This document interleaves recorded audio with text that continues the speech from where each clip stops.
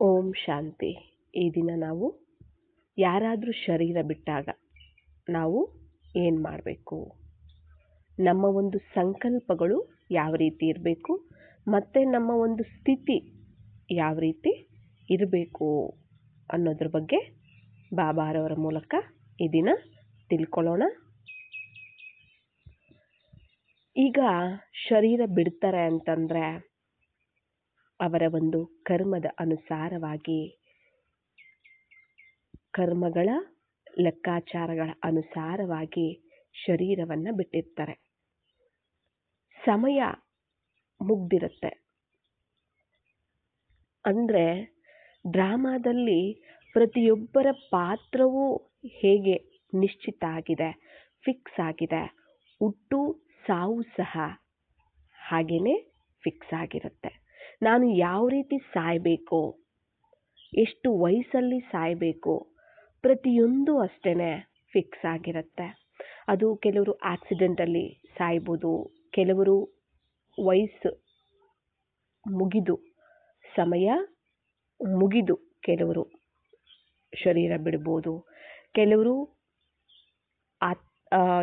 ದೇಹದ ಒಂದು ಅಂದರೆ ಹತ್ಯೆಯನ್ನು ಮಾಡ್ಕೋತಾರೆ, ಜೀವಘಾತ. ಆತ್ಮಹತ್ಯೆ ಅಂತ ನಾವು ಹೇಳಬಾರ್ದು, ಯಾಕೆ ಅಂತಂದರೆ ಆತ್ಮಹತ್ಯೆಯನ್ನು ಯಾರೂ ಸಹ ಮಾಡೋದಕ್ಕಾಗೋದಿಲ್ಲ ಅಲ್ವಾ. ಆದರೆ ಶರೀರದ ಒಂದು ಹತ್ಯೆಯನ್ನು ಮಾಡ್ತಾರೆ, ಅದಕ್ಕೆ ಜೀವಘಾತ ಅಂತ ಹೇಳ್ತಾರೆ, ಶರೀರಕ್ಕೆ ಜೀವ ಅಂತ ಹೇಳ್ತಾರೆ.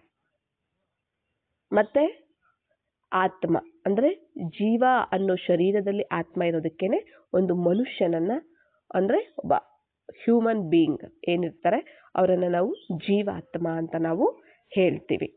ಅಂದರೆ ಅವರು ಜೀವಘಾತ, ಶರೀರದ ದೇಹದ ಒಂದು ಹತ್ಯೆಯನ್ನು ಮಾಡ್ಕೋತಾರೆ. ಅದನ್ನು ನಾವು ಜೀವಘಾತ ಅಂತ ನಾವು ಹೇಳ್ಬೋದು, ದೇಹದ ಹತ್ಯೆ ಅಂತ ಹೇಳ್ಬೋದು. ಅಷ್ಟು ಬಿಟ್ಟರೆ ನಾವು ಆತ್ಮಹತ್ಯೆ ಅಂತ ನಾವು ಹೇಳೋದಕ್ಕಾಗೋದಿಲ್ಲ. ಅಂದರೆ ಅವರು ಆಯಸ್ಸಿರುತ್ತೆ, ಅವರ ಇನ್ನೂ ಕರ್ಮ ಲೆಕ್ಕಾಚಾರಗಳು ಇರುತ್ತೆ. ಅದಕ್ಕೂ ಮುಂಚೆನೇ ಅವರು ಏನು ಮಾಡ್ತಾರೆ, ಕೆಲವರು ಆ ಒಂದು ಶರೀರದ ಒಂದು ಹತ್ಯೆಯನ್ನು ಮಾಡ್ಕೋತಾರೆ. ಮತ್ತು ಕೆಲವರು ಮರ್ಡರ್ ಆಗಿ, ಕೊಲೆಯಾಗಿ ಶರೀರ ಬಿಡ್ತಾರೆ ಅಲ್ವಾ. ಕೆಲವರು ಅನಾರೋಗ್ಯದಿಂದ ಶರೀರವನ್ನು ಬಿಡ್ತಾರೆ. ಅಂದರೆ ಡ್ರಾಮಾ ಅನುಸಾರವಾಗಿ ಒಬ್ಬೊಬ್ಬರ ಪಾತ್ರ ಬೇರೆ ಬೇರೆ ಆಗಿರುತ್ತೆ, ಅವರದೇ ಆದಂತಹ ಪಾತ್ರ ಅನ್ನುವಂಥದ್ದು ಇರುತ್ತೆ. ಆ ಪಾತ್ರದ ಅನುಗುಣವಾಗಿ ಅವರು ಏನು ಮಾಡ್ತಾರೆ, ಪಾತ್ರವನ್ನು ಅಭಿನಯಿಸಿ ಶರೀರವನ್ನು ಬಿಡುವಂತಹದ್ದು ಮತ್ತು ಶರೀರವನ್ನು ತಗೊಳ್ಳುವಂತಹದ್ದು ಎಲ್ಲವೂ ಡ್ರಾಮಾನುಸಾರವಾಗಿ ಮತ್ತು ಅವರ ಒಂದು ಕರ್ಮಗಳ ಲೆಕ್ಕಾಚಾರದ ಒಂದು ಅನುಸಾರವಾಗಿಯೂ ಸಹ ಅವರು ಶರೀರ ಬಿಡುವಂತಹದ್ದು ಮತ್ತು ಶರೀರವನ್ನು ತಗೊಳ್ಳುವಂತಹದ್ದು ಮಾಡ್ತಿರ್ತಾರೆ. ಅಂದರೆ ಕಾರಣಗಳು, ನಾನಾ ಕಾರಣಗಳು ಇರಬಹುದು ಶರೀರ ಬಿಡೋದಕ್ಕೆ. ಆದರೆ ಅವರು ಆ ಸಮಯಕ್ಕೆ ಅಂತಲೇ ಶರೀರ ಬಿಡಬೇಕು ಅನ್ನುವಂತಹದ್ದು ಫಿಕ್ಸ್ ಇರುತ್ತೆ. ಯಾವುದೋ ಒಂದು ಕಾರಣ, ಆಕ್ಸಿಡೆಂಟೋ ಇಲ್ಲ ಶರೀರದ ಒಂದು ಹತ್ಯೆಯನ್ನು ಮಾಡ್ಕೊಳ್ಳುವಂಥದ್ದು, ಕಾಯಿಲೆನೋ, ಏನೋ ಒಂದು ಯಾವುದೋ ಒಂದು ರೀಸನ್ ಆಗಿರುತ್ತೆ. ಆ ರೀಸನ್ನಿಂದ ಅವರು ಶರೀರ ಬಿಡಬೇಕಾಗತ್ತೆ. ಆಲ್ರೆಡಿ ಅದು ಫಿಕ್ಸ್ ಇರುತ್ತೆ, ಆಯಿತಾ. ಆಲ್ರೆಡಿ ಅದು ಫಿಕ್ಸ್ ಇರುತ್ತೆ, ಹೀಗೆ ನಾವು ಶರೀರ ಬಿಡಬೇಕು ಅನ್ನುವಂಥದ್ದು ಸಹ. ನಾವೇನು ಮಾಡ್ತೀವಿ, ಆತ್ಮದ ಒಂದು ಸ್ಮೃತಿ, ಆತ್ಮದ ಒಂದು ಜ್ಞಾನ ಇಲ್ಲದೆ ಇರೋ ಕಾರಣ ದೇಹಗಳೇ ಅವರು ಅಂತ ನಾವು ಗುರುತಿಸಿರ್ತೀವಿ. ಅವರ ಒಂದು ಹೆಸರು, ಅವರ ಒಂದು ರೂಪ, ಅವರ ಒಂದು ಕೆಲಸ ಕಾರ್ಯ, ಮನೆತನ, ಸಂಬಂಧ ಎಲ್ಲವನ್ನೂ ಸಹ ನಾವು ದೇಹದ ರೂಪದಲ್ಲಿ ನಾವು ನೋಡಿರೋದ್ರಿಂದ ಅವರು ಶರೀರವನ್ನು ಬಿಟ್ಟಾಗ ನಾವು ಶರೀರವನ್ನು ನಾವು ಮತ್ತೆ ನೋಡೋದಿಲ್ವಲ್ಲ. ಆ ಶರೀರದ ಮೇಲೆ ಇರುವಂತಹ ಮೋಹ, ಆ ಒಂದು ಮಮಕಾರ, ಅದು ಏನು ಮಾಡಿಬಿಡುತ್ತೆ, ನಮಗೆ ದುಃಖವನ್ನು ತರುತ್ತೆ. ಮತ್ತು ನಾವು ನೆಕ್ಸ್ಟು ನೋಡೋದಿಲ್ವಲ್ಲ, ಅದೇನಾಗ್ಬಿಡುತ್ತೆ, ಸುಟ್ಟಾಕ್ತಾರೆ ಆ ಒಂದು ಶರೀರವನ್ನು, ಇಲ್ಲ ಮಣ್ಣು ಮಾಡ್ತಾರೆ ಅಲ್ವಾ, ಉಳ್ತಾರೆ, ಇಲ್ಲ ಮಣ್ಣು ಮಾಡ್ತಾರೆ ಮತ್ತು ಸುಡ್ತಾರೆ. ಆದರೆ ಶರೀರ ವಿನಾಶ ಆಗುವಂತಹದ್ದು. ಆದರೆ ಆತ್ಮ ಅವಿನಾಶಿ, ಆತ್ಮಕ್ಕೆ ಮರಣನೇ ಇಲ್ಲ ಅನ್ನುವ ಒಂದು ಸ್ಮೃತಿ ಇರೋದಿಲ್ಲ. ಆ ಕಾರಣ ಏನಾಗ್ಬಿಡುತ್ತೆ, ನಮಗೆ ದುಃಖ ಆಗುತ್ತೆ. ಮತ್ತು ನಾವು ಶರೀರ ನೋಡೋದಿಲ್ವಲ್ಲ, ಮತ್ತು ಮಾತಾಡೋದಿಲ್ವಲ್ಲ ಅವ್ರ ಜೊತೆ. ಆದರೆ ನಮ್ಮ ಸಂಬಂಧ ಇದ್ದಿದ್ದು ಆ ಶರೀರದ ಜೊತೆ ಅಲ್ಲ, ಆತ್ಮದ ಜೊತೆ ಅನ್ನುವಂತಹದ್ದು ನಮಗೆ ಆ ಒಂದು ಅರಿವು ಇರೋದಿಲ್ಲ. ಯಾಕೆ ಅಂದರೆ ಬರೀ ಶರೀರ ಏನು ಮಾತಾಡುತ್ತೆ, ಏನು ನಮ್ಮ ಜೊತೆ ಸಂಬಂಧ ಬೆಳೆಸುತ್ತೆ, ಸಾಧ್ಯ ಇಲ್ವಲ್ಲ. ಆತ್ಮನೇ ಶರೀರದ ಮೂಲಕ ನಮ್ಮ ಜೊತೆ ಸಂಬಂಧ ಬೆಳೆಸಿರುತ್ತೆ, ನಮ್ಮ ಜೊತೆ ಪ್ರೀತಿನೋ ದ್ವೇಷನೋ ಏನೋ ಒಂದು ಕೊಟ್ಟು ಹೋಗಿರತ್ತೆ. ಅಂದರೆ ಆತ್ಮನೇ ಮಾಡುತ್ತೆ ಎಲ್ಲವೂ ಸಹ, ಶರೀರ ಮಾಡೋದಿಲ್ಲ. ಆದರೆ ಆತ್ಮ ಗುಪ್ತವಾಗಿರೋ ಕಾರಣ, ಆತ್ಮ ಕಾಣದೇ ಇರೋ ಕಾರಣ, ಯಾಕೆ ಆತ್ಮ ಕಾಣೋದಿಲ್ಲ? ಮೂರನೇ ಕಣ್ಣು ಕ್ಲೋಸ್ ಆಗಿರುತ್ತೆ ಅಲ್ವಾ, ದಿವ್ಯ ಬುದ್ಧಿ ಕ್ಲೋಸ್ ಆಗಿರುತ್ತೆ, ಬುದ್ಧಿ ಕಣ್ಣು ಅನ್ನುವಂಥದ್ದು ಕ್ಲೋಸ್ ಆಗಿರುತ್ತೆ, ಆತ್ಮ ಕಾಣೋದಿಲ್ಲ, ಶರೀರಗಳೇ ಕಾಣ್ತಿರತ್ತೆ. ಮತ್ತೆ ಶರೀರನೇ ಅವರು ಅಂದುಕೊಂಡಿರೋದ್ರಿಂದ ಏನಾಗ್ಬಿಡತ್ತೆ, ನಮಗೆ ದುಃಖ, ನೋವು, ಚಿಂತೆ ಎಲ್ಲ ಕೂಡ ಸ್ಟಾರ್ಟ್ ಆಗ್ಬಿಡತ್ತೆ, ಕಷ್ಟ ಎಲ್ಲನೂ ಸಹ. ಯಾಕೆಂದರೆ ಅವರನ್ನು ಮತ್ತೆ ನಾವು ನೋಡೋದಿಲ್ಲ, ಅವ್ರು ನಮ್ಮ ಜೊತೆ ಅಂದರೆ ಅವ್ರ ಜೊತೆ ಒಂದು ಬಾಂಧವ್ಯ ಅನ್ನುವಂತಹದ್ದು ಬೆಳೆದಿರುತ್ತೆ. ಹಾಗಾಗಿ ಒಂದು ಅಪ್ಪ, ಅಮ್ಮ, ಅಣ್ಣ, ತಮ್ಮ ಯಾವುದೇ ಕರ್ಮ ಬಂಧನ ಅಲ್ವಾ, ಅಲ್ಲಿ ಮೋಹ, ಮಮಕಾರ, ಕೋಪ ಎಲ್ಲ ಥರದ್ದು ಒಂದು ಫೀಲಿಂಗ್ಸ್ ಅನ್ನುವಂಥದ್ದು ಅವರ ಜೊತೆ ಒಂದು ಬಾಂಡಿಂಗ್ ಅನ್ನುವಂಥದ್ದು ತಯಾರಾಗಿರುತ್ತೆ, ಒಂದು ಬಾಂಧವ್ಯ ಅನ್ನುವಂಥದ್ದು ತಯಾರಾಗಿರುತ್ತೆ. ಹಾಗಾಗಿ ಅವರು ಮಾತಾಡುವಂತಹದ್ದು ಇಷ್ಟ ಇರುತ್ತೆ, ಅವರು ಇರುವಂತಹ ರೀತಿ ಇಷ್ಟ ಇರುತ್ತೆ, ಅದೆಲ್ಲವೂ ಸಹ ಆತ್ಮನೇ ಮಾಡುತ್ತೆ. ಆದರೆ ನಾವು ಅಂದುಕೊಂಡಿರೋದೇನು, ಶರೀರ ಮಾಡ್ತಿದೆ ಅಂತ ಹೇಳಿಬಿಟ್ಟು ನಾವು ಅಂದ್ಕೊಂಡಿರೋದೇನು ಅಂದ್ಕೊಂಡಿರ್ತೀವಿ, ಶರೀರನೇ ಎಲ್ಲ ಮಾಡ್ತಿದೆ, ನಮ್ಮ ಜೊತೆ ಇದ್ದಿದ್ದು ಶರೀರನೇ, ನಮ್ಮ ಜೊತೆ ಮಾತಾಡಿದ್ದು ಶರೀರನೇ. ಯಾಕಂದರೆ ಅವ್ರು ಬಾಯಿ ಮೂಲಕ ಮಾತಾಡ್ತಾರೆ, ಮತ್ತು ಅವರ ಒಂದು ನಡವಳಿಕೆ, ಅವರ ಒಂದು ಭಾವಗಳು ಎಲ್ಲನೂ ಸಹ ಅವರ ಒಂದು ಕರ್ಮಗಳ ಅಲ್ಲಿ ಅವರ ಒಂದು ಶರೀರದ ಮೂಲಕ ನಮಗೆ ಗೊತ್ತಾಗತ್ತೆ ಅಲ್ವಾ. ಅವ್ರು ನಮ್ಮ ಜೊತೆ ಪ್ರೀತಿಯಿಂದ ಇದ್ದರು, ಇಲ್ಲ ಕೋಪದಿಂದ ಇದ್ದರು, ಸ್ನೇಹದಿಂದ ಇದ್ದರು, ಎಲ್ಲ ಒಂದು ರೀತಿಯೂ ಸಹ ಆ ಒಂದು ಶರೀರದ ಮೂಲಕ ನಮ್ಗೆ ಗೊತ್ತಾಗತ್ತೆ. ಆದರೆ ಆ ಮಾಡಿರುವಂತಹದ್ದು ಯಾರು? ಆತ್ಮ. ಆತ್ಮಕ್ಕೆ ನೆಕ್ಸ್ಟ್ ಜನ್ಮ ಇದೆ, ಅವ್ರದ್ದು ಆ ಶರೀರದ ಜೊತೆ ಲೆಕ್ಕಾಚಾರ ಮುಗ್ದಿರತ್ತೆ. ಶರೀರ ಬಿಟ್ಟಾಗ ಆತ್ಮ ಶರೀರದ ಜೊತೆ ಲೆಕ್ಕಾಚಾರ ಮುಗ್ದಿರುತ್ತೆ. ಜೊತೆಗೆ ಇಲ್ಲಿ ಯಾರು ಸಂಬಂಧ ಸಂಪರ್ಕಗಳಿರ್ತವೆ ಅವರ ಜೊತೆನೂ ಸಹ ಲೆಕ್ಕಾಚಾರ ಮುಗ್ದಿರುತ್ತೆ. ಕೆಲವರು ದೇಹಘಾತ ಅಂದರೆ ಜೀವಘಾತ, ಶರೀರದ ಒಂದು ಹತ್ಯೆಯನ್ನ ಮಾಡ್ಕೋತಾರೆ ಅಲ್ವಾ. ಅಂಥವ್ರು ಏನು ಮಾಡ್ತಾರೆ, ಇನ್ನೂ ಆಯಸ್ಸಿರೋ ಕಾರಣ ಅವ್ರೇನು ಅಂದರೆ ಅವ್ರದ್ದು ಸಹ ಡ್ರಾಮಾದಲ್ಲಿ ಪಾತ್ರ ಇದೆ, ಅಂಥವ್ರದ್ದು ಇದೆ. ಡ್ರಾಮಾ ಅಂತಂದಮೇಲೆ ಇದು ವಿಚಿತ್ರ ಆಯ್ತಾ, ಇದು ಡ್ರಾಮಾ ಅನ್ನುವಂತಹದ್ದು ರಹಸ್ಯವಾಗಿಯೂ ಸಹ ಇದೆ, ತುಂಬ ವಿಚಿತ್ರನೂ ಸಹ ಹೌದು. ಇದರಲ್ಲಿ ಏನು ಅಂತಂದರೆ ಆ ಥರ ಶರೀರ ಬಿಡುವಂಥವ್ರು ಇದ್ದಾರೆ, ಆಯಸ್ಸು ಮುಗಿದ ಮೇಲೆ ಶರೀರ ಬಿಡುವಂಥವ್ರು ಇದ್ದಾರೆ, ಆಯಸ್ಸು ಮುಗಿಯೋಕ್ಕಿಂತ ಮುಂಚೆನೇ ಶರೀರ ಬಿಡುವಂಥವ್ರು ಇರ್ತಾರೆ, ಎಲ್ಲ ಥರದ್ದವರು ಇರ್ತಾರೆ. ಇದು ಡ್ರಾಮಾದಲ್ಲಿ ಇದು ಪಾತ್ರ ಇದೆ. ಹಾಗಾಗಿ ನಾವು ಯಾವುದಕ್ಕೂ ಸಹ ನಾವು ಈ ಥರ ಆಗಬಾರ್ದು ಅಂತ ಹೇಳೋದಕ್ಕಾಗೋದಿಲ್ಲ. ಯಾಕೆಂದರೆ ಅದು ಫಿಕ್ಸ್ ಇರುತ್ತೆ, ಅದು ನಿಶ್ಚಿತ ಇರುತ್ತೆ, ಡ್ರಾಮಾನುಸಾರವಾಗಿಯೇ ನಡಿಬೇಕಿರುತ್ತೆ ಅಲ್ವಾ. ಆದರೆ ನಾವೇನು ಮಾಡಬೇಕಾಗತ್ತೆ, ಈಗ ನಮಗೆಲ್ಲರಿಗೂ ಸಹ ಏನು ಆತ್ಮದ ಒಂದು ಜ್ಞಾನ ಗೊತ್ತಾಗಿದೆ, ಆತ್ಮ ಅವಿನಾಶಿಯಾಗಿದೆ, ಆತ್ಮನೇ ಶರೀರವನ್ನು ತಗೊಳ್ಳುತ್ತೆ, ಶರೀರವನ್ನು ಬಿಡುತ್ತೆ, ಅದರ ಒಂದು ನೆಕ್ಸ್ಟ್ ಜರ್ನಿ ಸ್ಟಾರ್ಟ್ ಆಗುತ್ತೆ, ಇನ್ನೊಂದು ಶರೀರವನ್ನು ತಗೊಳ್ಳುತ್ತೆ ಅದು. ಆದರೆ ನಾವು ಯಾರಾದರೂ ಶರೀರ ಬಿಟ್ಟಾಗ ನಮ್ಮ ಒಂದು ಸಂಕಲ್ಪಗಳು, ನಮ್ಮ ಒಂದು ಆ ಸಮಯದಲ್ಲಿ ಸ್ಥಿತಿ ಅನ್ನುವಂತಹದ್ದು ಇರುತ್ತೆ. ಅಂದರೆ ಯಾವ ರೀತಿ ಇರುತ್ತೆ ಆ ಸಮಯದಲ್ಲಿ ಅಂದರೆ, ನಮಗೆ ದೇಹದ ಒಂದು ಬಾಣದಲ್ಲಿ ಇದ್ದಾಗ ದುಃಖ, ಚಿಂತೆ, ಭಯ, ಟೆನ್ಷನ್ನು, ನೋವು ಇವೆಲ್ಲ ಇರುತ್ತೆ ಅಲ್ವಾ. ಆದರೆ ಆತ್ಮದ ಒಂದು ಸ್ಮೃತಿಯಲ್ಲಿ ನಾವಿರ್ತೀವಿ, ಅವರು ಆತ್ಮ ಅಂತ ಆ ಒಂದು ಜ್ಞಾನ ನಮಗೆ ಇರುತ್ತೆ ಅಂತಂದರೆ ಆಗ ನಾವು ನಿಶ್ಚಿಂತರಾಗೂ ಇರ್ತೀವಿ, ಮತ್ತು ನಾವು ಅವರನ್ನು ಪ್ರೀತಿಯಿಂದ ಖುಷಿಯಾಗಿಯೇ ಕಳಿಸ್ಕೊಡ್ತೀವಿ ಕೂಡ. ಯಾಕಂದರೆ ನೆಕ್ಸ್ಟ್ ಜರ್ನಿ ಸ್ಟಾರ್ಟ್ ಆಗುತ್ತೆ ಅಲ್ವಾ. ಅಂದರೆ ಜೀವನದ ಪಯಣ ಈ ಒಂದು ಜನ್ಮದಲ್ಲಿ ಆ ಶರೀರದ ಜೊತೆ ಮುಗ್ದಿರುತ್ತೆ, ನೆಕ್ಸ್ಟು ಜರ್ನಿ ಸ್ಟಾರ್ಟ್ ಆಗುತ್ತೆ. ಅಂದರೆ ಕಾಂಟ್ರಾಕ್ಟ್ ಇರುತ್ತೆ, ಶರೀರದ ಜೊತೆ ಇಷ್ಟು ವರ್ಷ ಅನ್ನುವಂತಹ ಒಂದು ಕಾಂಟ್ರಾಕ್ಟ್ ಇರುತ್ತೆ. ಆ ಕಾಂಟ್ರಾಕ್ಟ್ ಮುಗಿದ ಮೇಲೆ ಅವರು ಬಿಟ್ಟು ಹೋಗಲೇಬೇಕು, ಯಾರು ಒಂದು ಸೆಕೆಂಡು ಆ ಶರೀರದಲ್ಲಿ ಇರೋಕ್ಕಾಗೋದಿಲ್ಲ. ಲೆಕ್ಕಾಚಾರ ಮುಗೀತು, ಶರೀರದ ಜೊತೆ ಸಂಬಂಧಗಳ ಜೊತೆ ಲೆಕ್ಕಾಚಾರ ಮುಗೀತು ಅಂದರೆ ಯಾರು ಒಂದು ಸೆಕೆಂಡು ಆ ಶರೀರದಲ್ಲಿ ಇರೋದಿಲ್ಲ. ನೆಕ್ಸ್ಟು ಅವ್ರೇನು ಮಾಡಿಬಿಡ್ತಾರೆ, ಯಾವುದೋ ಒಂದು ಕಾರಣ ಒಂದು ಅನಾರೋಗ್ಯ ಇರ್ಬೋದು, ಆಕ್ಸಿಡೆಂಟ್ ಇರ್ಬೋದು, ಏನಾದರೂ ಒಂದು ಕಾರಣ ಇದ್ದೇನೆ ಅವ್ರು ಏನು ಮಾಡಿಬಿಡ್ತಾರೆ, ಶರೀರವನ್ನು ಬಿಡ್ತಾರೆ. ಕಾರಣ ಇಲ್ಲದೆ ಆಗೋದಿಲ್ಲ ಅಲ್ವಾ? ಆದರೆ ನಮಗದು ಗೊತ್ತಿರೋದಿಲ್ಲ. ಹಾಗಾಗಿ ನಮಗೆ ದುಃಖ ಆಗುತ್ತೆ. ಯಾಕೆ? ದೇವರನ್ನ ನಾವು ಏನು ಮಾಡ್ತೀವಿ, ಭಗವಂತನನ್ನ ದೂಷಿಸ್ತೀವಿ. ಭಗವಂತ ಕಿತ್ಕೊಂಡ್ಬಿಟ್ಟ ಅಂತ ಅಲ್ವಾ? ಭಗವಂತ ಕಿತ್ಕೊಂಡ್ಬಿಟ್ಟ ಅಂತ. ಆಕ್ಸಿಡೆಂಟ್ ಆದರೂ ಭಗವಂತ ಯಾಕೆ ಈ ಥರ ಮಾಡ್ದ ಅಂತಾರೆ ಅಲ್ವಾ? ಯಾರಾದರೂ ಶರೀರ ಬಿಟ್ಟರು ಭಗವಂತ ಯಾಕೆ ಈ ಥರ ಅಂದರೆ, ಹುಟ್ಟಿದಾಗ ಏನಂತಾರೆ, ಖುಷಿಯಿಂದ ಭಗವಂತ ನಮಗೆ ಮಗು ಕೊಟ್ಟಿದ್ದಾರೆ ಅಂತಾರೆ. ಆದರೆ ಶರೀರ ಬಿಟ್ಬಿಟ್ರು ಅಂದರೆ ಭಗವಂತ ಕಿತ್ಕೊಂಡ್ಬಿಟ್ಟ ಅಂತಾರೆ. ಇಲ್ಲಿ ಯಾರಿಗೂ ಭಗವಂತ ಒಟ್ಟುನೂ ಕೊಡೋದಿಲ್ಲ, ಸಾವೂ ಸಹ ಕೊಡೋದಿಲ್ಲ. ಎಲ್ಲನೂ ಸಹ ಅವರವರ ಕರ್ಮದ ಲೆಕ್ಕಾಚಾರದ ಅನುಸಾರವಾಗಿ, ಅವರವರ ಸಂಸ್ಕಾರಗಳ ಅನುಸಾರವಾಗಿ ಅವರ ಒಂದು ಜನ್ಮ ಮರಣ ಅನ್ನುವಂತಹದ್ದು ಇರುತ್ತೆ. ಇಲ್ಲಿ ಭಗವಂತನ ಎಂಟ್ರಿ ಇಲ್ಲ, ಭಗವಂತನ ಪಾತ್ರ ಇಲ್ಲ ಇಲ್ಲಿ, ಆಯ್ತಾ? ಭಗವಂತ ಏನು ನೀವು ಈ ಥರ ಮಾಡಿ ಶರೀರ ಬಿಡ್ರಿ, ಸಾಯಿರಿ ಅಂತ ಹೇಳೋದಿಲ್ಲ ಅಲ್ವಾ? ಒಬ್ಬ ತಂದೆ ತನ್ನ ಮಕ್ಕಳಿಗೆ ಯಾವತ್ತೂ ಸಾಯ್ಲಿ ಅಂತ ಬಯಸೋದಿಲ್ಲ ಅಲ್ವಾ? ತಂದೆ ತಾಯಿ ಬಯಸ್ತಾರ ಮಕ್ಕಳಿಗೆ? ಇಲ್ಲ ತಾನೆ. ಮತ್ತೆ ತಂದೆಗೆ ನಾವೆಲ್ಲರೂ ಮಕ್ಕಳು, ಮತ್ತೆ ಅವ್ರು ಹೇಗೆ ಬಯಸ್ತಾರೆ?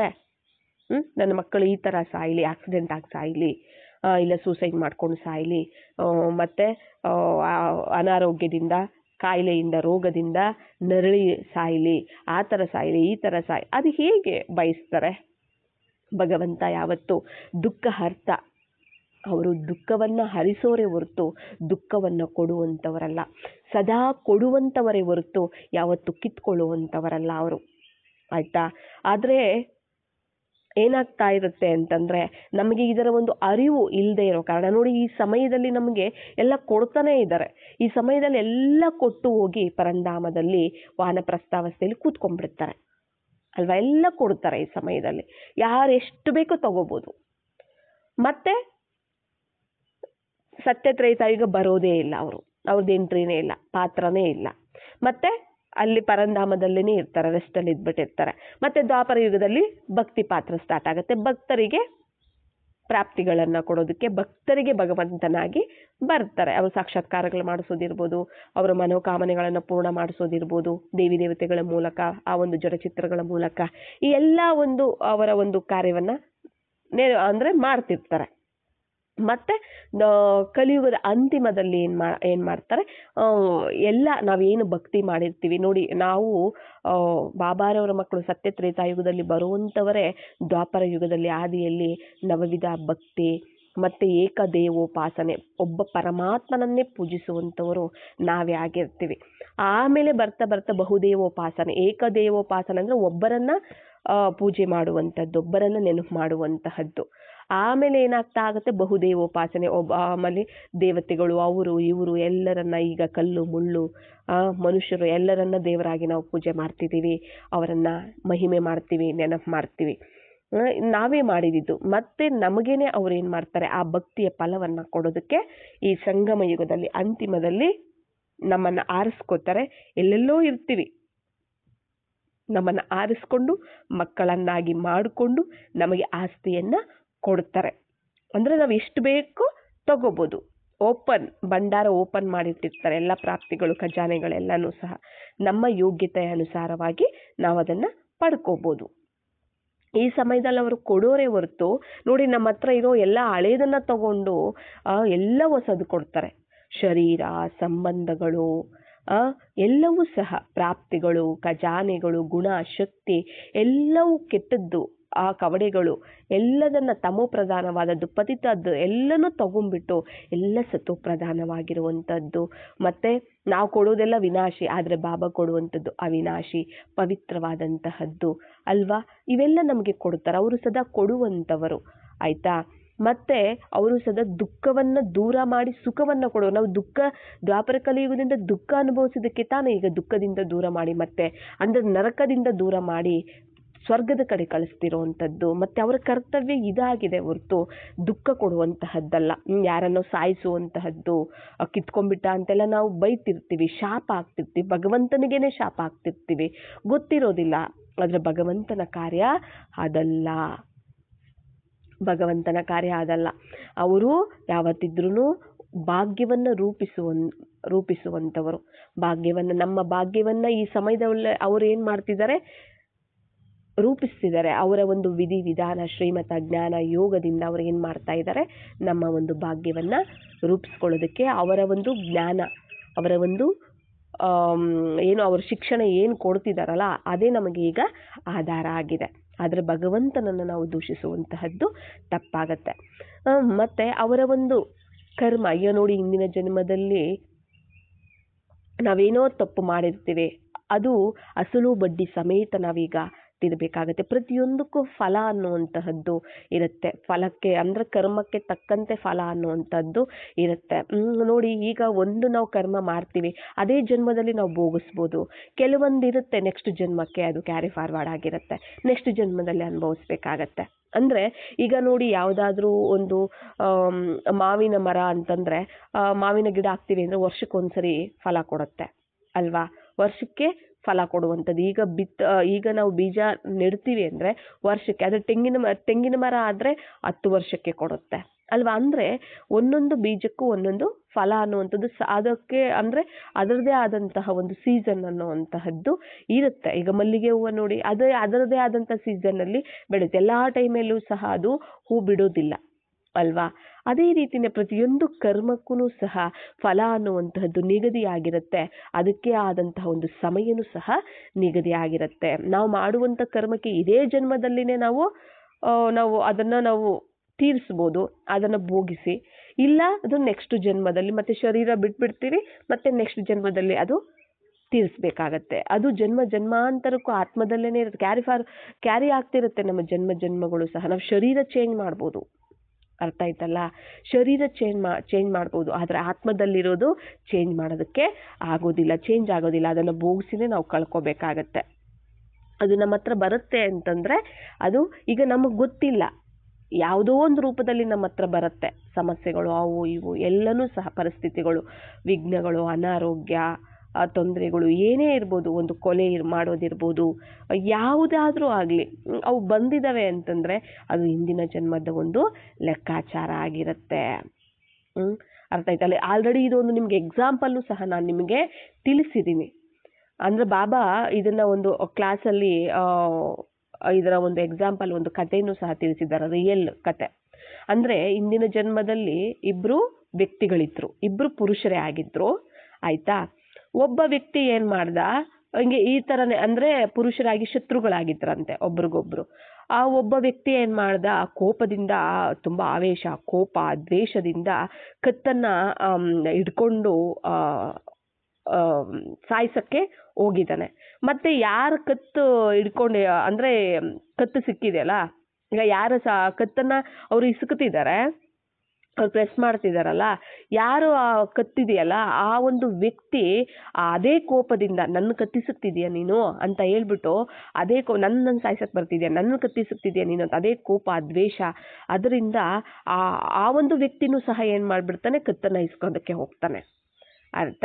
ಕತ್ತನ್ನು ಹೋಗ್ತಾ ಏನಾಗ್ಬಿಡುತ್ತೆ, ಈ ವ್ಯಕ್ತಿ ಯಾರು ಹೋಗ್ತಾನಲ್ಲ, ಕತ್ತಿ ಇಸ್ಕೋದಕ್ಕೆ ಹೋಗ್ತಾನಲ್ಲ, ಆ ವ್ಯಕ್ತಿ ಶರೀರ ಬಿಟ್ಬಿಡ್ತಾನೆ. ಯಾಕಂದರೆ ಎದುರಾಳಿಯ ಒಂದು ಫೋರ್ಸು ಜಾಸ್ತಿ ಇರುತ್ತೆ, ಹಾಗಾಗಿ ಇವು ಶರೀರ ಬಿಟ್ಬಿಡ್ತಾನೆ. ಆಯಿತಾ. ಮತ್ತೆ ನೆಕ್ಸ್ಟ್ ಜನ್ಮದಲ್ಲಿ ಅವರು ಸ್ತ್ರೀಯಾಗಿ ಹುಟ್ಟಿದ್ರು. ಆಯಿತಾ, ಸ್ತ್ರೀಯಾಗಿ ಹುಟ್ಟಿದ್ರು, ಮದುವೆ ಆಗಿತ್ತು. ಯಾರು ಸಾಯಿಸಿದಾರಲ್ಲ, ಕೊಲೆಗಾರ ಆಗಿ ಯಾರು ಇರ್ತಾರಲ್ಲ, ಅವರೇ ಅವ್ರ ಹೊಟ್ಟೆಯಲ್ಲಿ ಮಗುವಾಗಿ ಹುಟ್ಟಿದ್ದಾರೆ. ಮತ್ತು ಮಗು ಹುಟ್ಟಿದಾಗಿಂದ ತಾಯಿಗೆ ಏನು ಅಂತಂದರೆ, ಈ ಮಗುನ ಕತ್ತಿ ಸಿಕ್ಕಿ ಕತ್ತಿಳಿದು ಸಾಯಿಸ್ಬಿಡ್ಬೇಕು ನಾನು ಅಂತ ಅಷ್ಟು ಕೋಪ, ದ್ವೇಷ, ಅಷ್ಟು ಸಿಟ್ಟು ಎಲ್ಲ ಬರ್ತಾ ಇದೆ ಅಂತೆ ಆ ಮಗು ನೋಡ್ತಾ ಇದ್ರೆ. ಆಯಿತಾ. ಆಮೇಲೆ ತುಂಬ ವರ್ಷಗಳು ಆ ಥರನೇ ಆಗಿದೆ. ಇದೇನಿದು ನನ್ನ ಮಗುನೇ ಅಲ್ವಾ, ಯಾಕೆ ನನ್ನ ಮಗುನ ನೋಡಿದ್ರೆ ಈ ಥರ ಆಗ್ತಾ ಇದೆಯಲ್ಲ, ಯಾಕೆ ಈ ಥರ ಭಾವನೆ ಬರ್ತಿದೆಯಲ್ಲ ಅಂತ ಹೇಳ್ಬಿಟ್ಟು. ಆಮೇಲೆ ಎಲ್ಲೋ ಒಂದು ಕಡೆ ಹಿಪ್ನೋಟೈಸ್ ಏನೋ ಮಾಡಿದಾಗ ವಿಷಯ ಗೊತ್ತಾಯ್ತಂತೆ, ಈ ಥರ ಹಿಂದಿನ ಜನ್ಮದಲ್ಲಿ ಶತ್ರುಗಳಾಗಿದ್ರು, ಈ ಥರ ಒಬ್ರಿಗೊಬ್ರು ಇಸ್ಕೊಳ್ತಾ ಕತ್ತಿಡ್ಕೊಂಡು ಏನು ಮಾಡಿ ಒಬ್ಬರು ಶರೀರ ಬಿಟ್ಬಿಟ್ರು, ಇನ್ನೊಬ್ಬ ವ್ಯಕ್ತಿ ಶರೀರ ಬಿಟ್ಟ ಮೇಲೆ ಅವ್ರ ಹೊಟ್ಟೆಯಲ್ಲಿ ಇವರೇ ಮಗುವಾಗಿ ಹುಟ್ಟಿದ್ದಾರೆ. ಅದರಿಂದ ನಿಮಗೆ ಅದು ನೀವು ಅಂದರೆ ಶರೀರ ಬಿಡುವಾಗ ಎಂತಹ ಒಂದು ಭಾವನೆ ಇತ್ತು ಆತ್ಮಕ್ಕೆ. ನಾನು ನಿನ್ನನ್ನ ಕತ್ತಿಡಿದು ಸಾಯಿಸ್ಬಿಡ್ತೀನಿ ಅಂತ ಎಷ್ಟು ಕೋಪದಿಂದ ಕತ್ತಿ ಹಿಡ್ಕೊಳ್ಳೋಕೆ ಹೋದ, ಹಂಗೆ ಸತ್ತೋಗ್ಬಿಟ್ಟ ಅಲ್ವಾ. ಅದೇ ಇದರಲ್ಲೇನೆ ಶರೀರ ಬಿಟ್ಟಿದ್ದಾನೆ.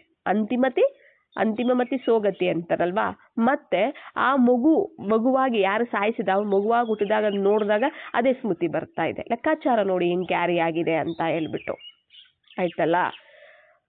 ಆದ್ರಿಂದ ಅವರಿಬ್ಬರ ಜೊತೆ ಲೆಕ್ಕಾಚಾರ ಹಿಂದಿನ ಜನ್ಮದಲ್ಲಿ ಇದೆ. ಇವ್ರು ಶರೀರ ಬಿಟ್ಟು ಜನ್ಮ ತಗೊಂಡಿದ್ದಾರೆ, ಅವರು ಮಾತ್ರ ಸ್ವಲ್ಪ ದಿನ ಇದ್ದು, ಅವರು ಸ್ವಲ್ಪ ವರ್ಷ ಇದ್ದು ಶರೀರ ಬಿಟ್ಟಿದ್ದಾರೆ. ಮತ್ತೆ ಅವರು ಲೆಕ್ಕಾಚಾರ ತೀರಿಸ್ಕೊಳ್ಳೋದ್ರಿಂದ ಮತ್ತೆ ಮಗುವಾಗಿ ಹುಟ್ಟಿದ್ದಾರೆ.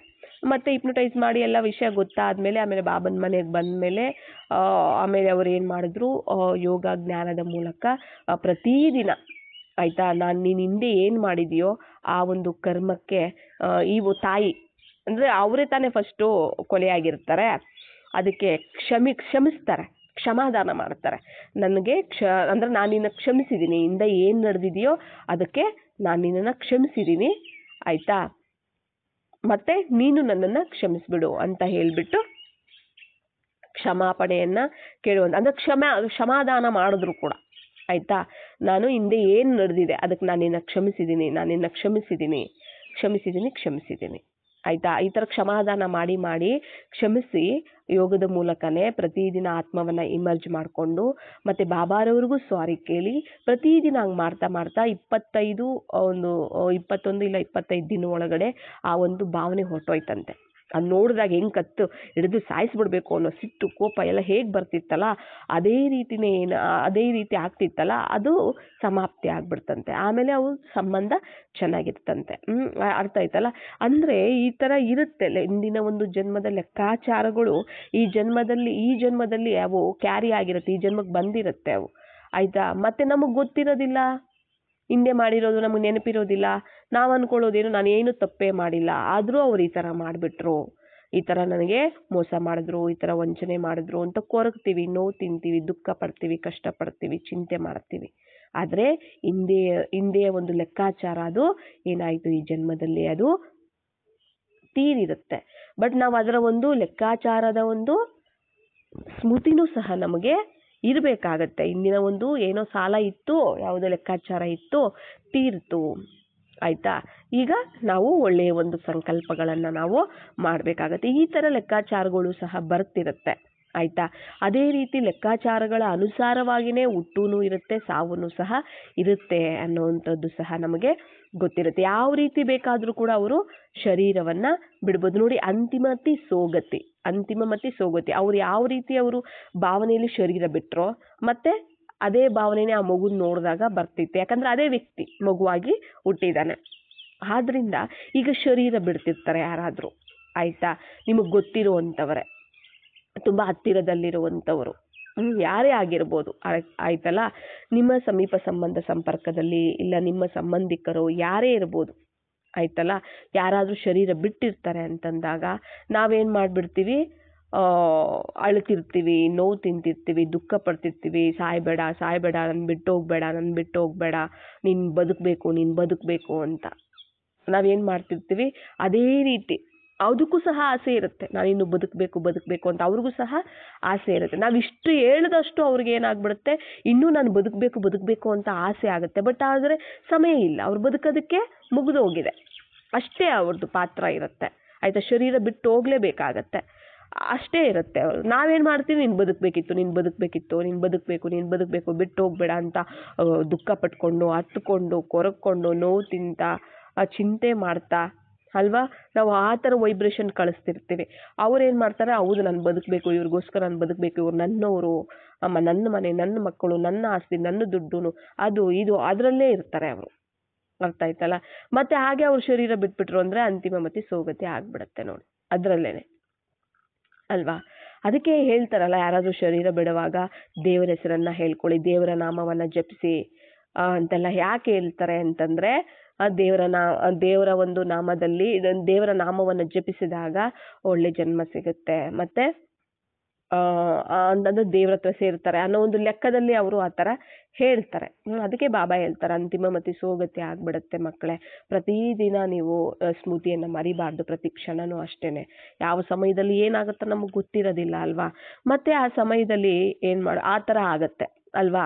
ಅದೇ ಥರ ಮತ್ತೆ ಸತ್ತೋದ ಮೇಲೂ ಸಹ, ಶರೀರ ಬಿಟ್ಟ ಮೇಲೂ ಸಹ ನೀನು ಹೋಗ್ಬಾರ್ದಾಗಿತ್ತು, ನೀನು ಬದುಕಿರಬೇಕಾಗಿತ್ತು, ಯಾಕೆ ನನ್ನನ್ನು ಬಿಟ್ಟೋದೆ ಅಂತ ಪ್ರತಿದಿನ ಅಳ್ಳೋದು, ಪ್ರತಿದಿನ ದುಃಖ, ಚಿಂತೆ, ನೋವು, ಟೆನ್ಷನ್ನು, ಇನ್ನೊಬ್ರ ಹತ್ರ ಹೇಳ್ಕೊಂಡು ಪ್ರತಿದಿನ ಕೊರಗೋದು.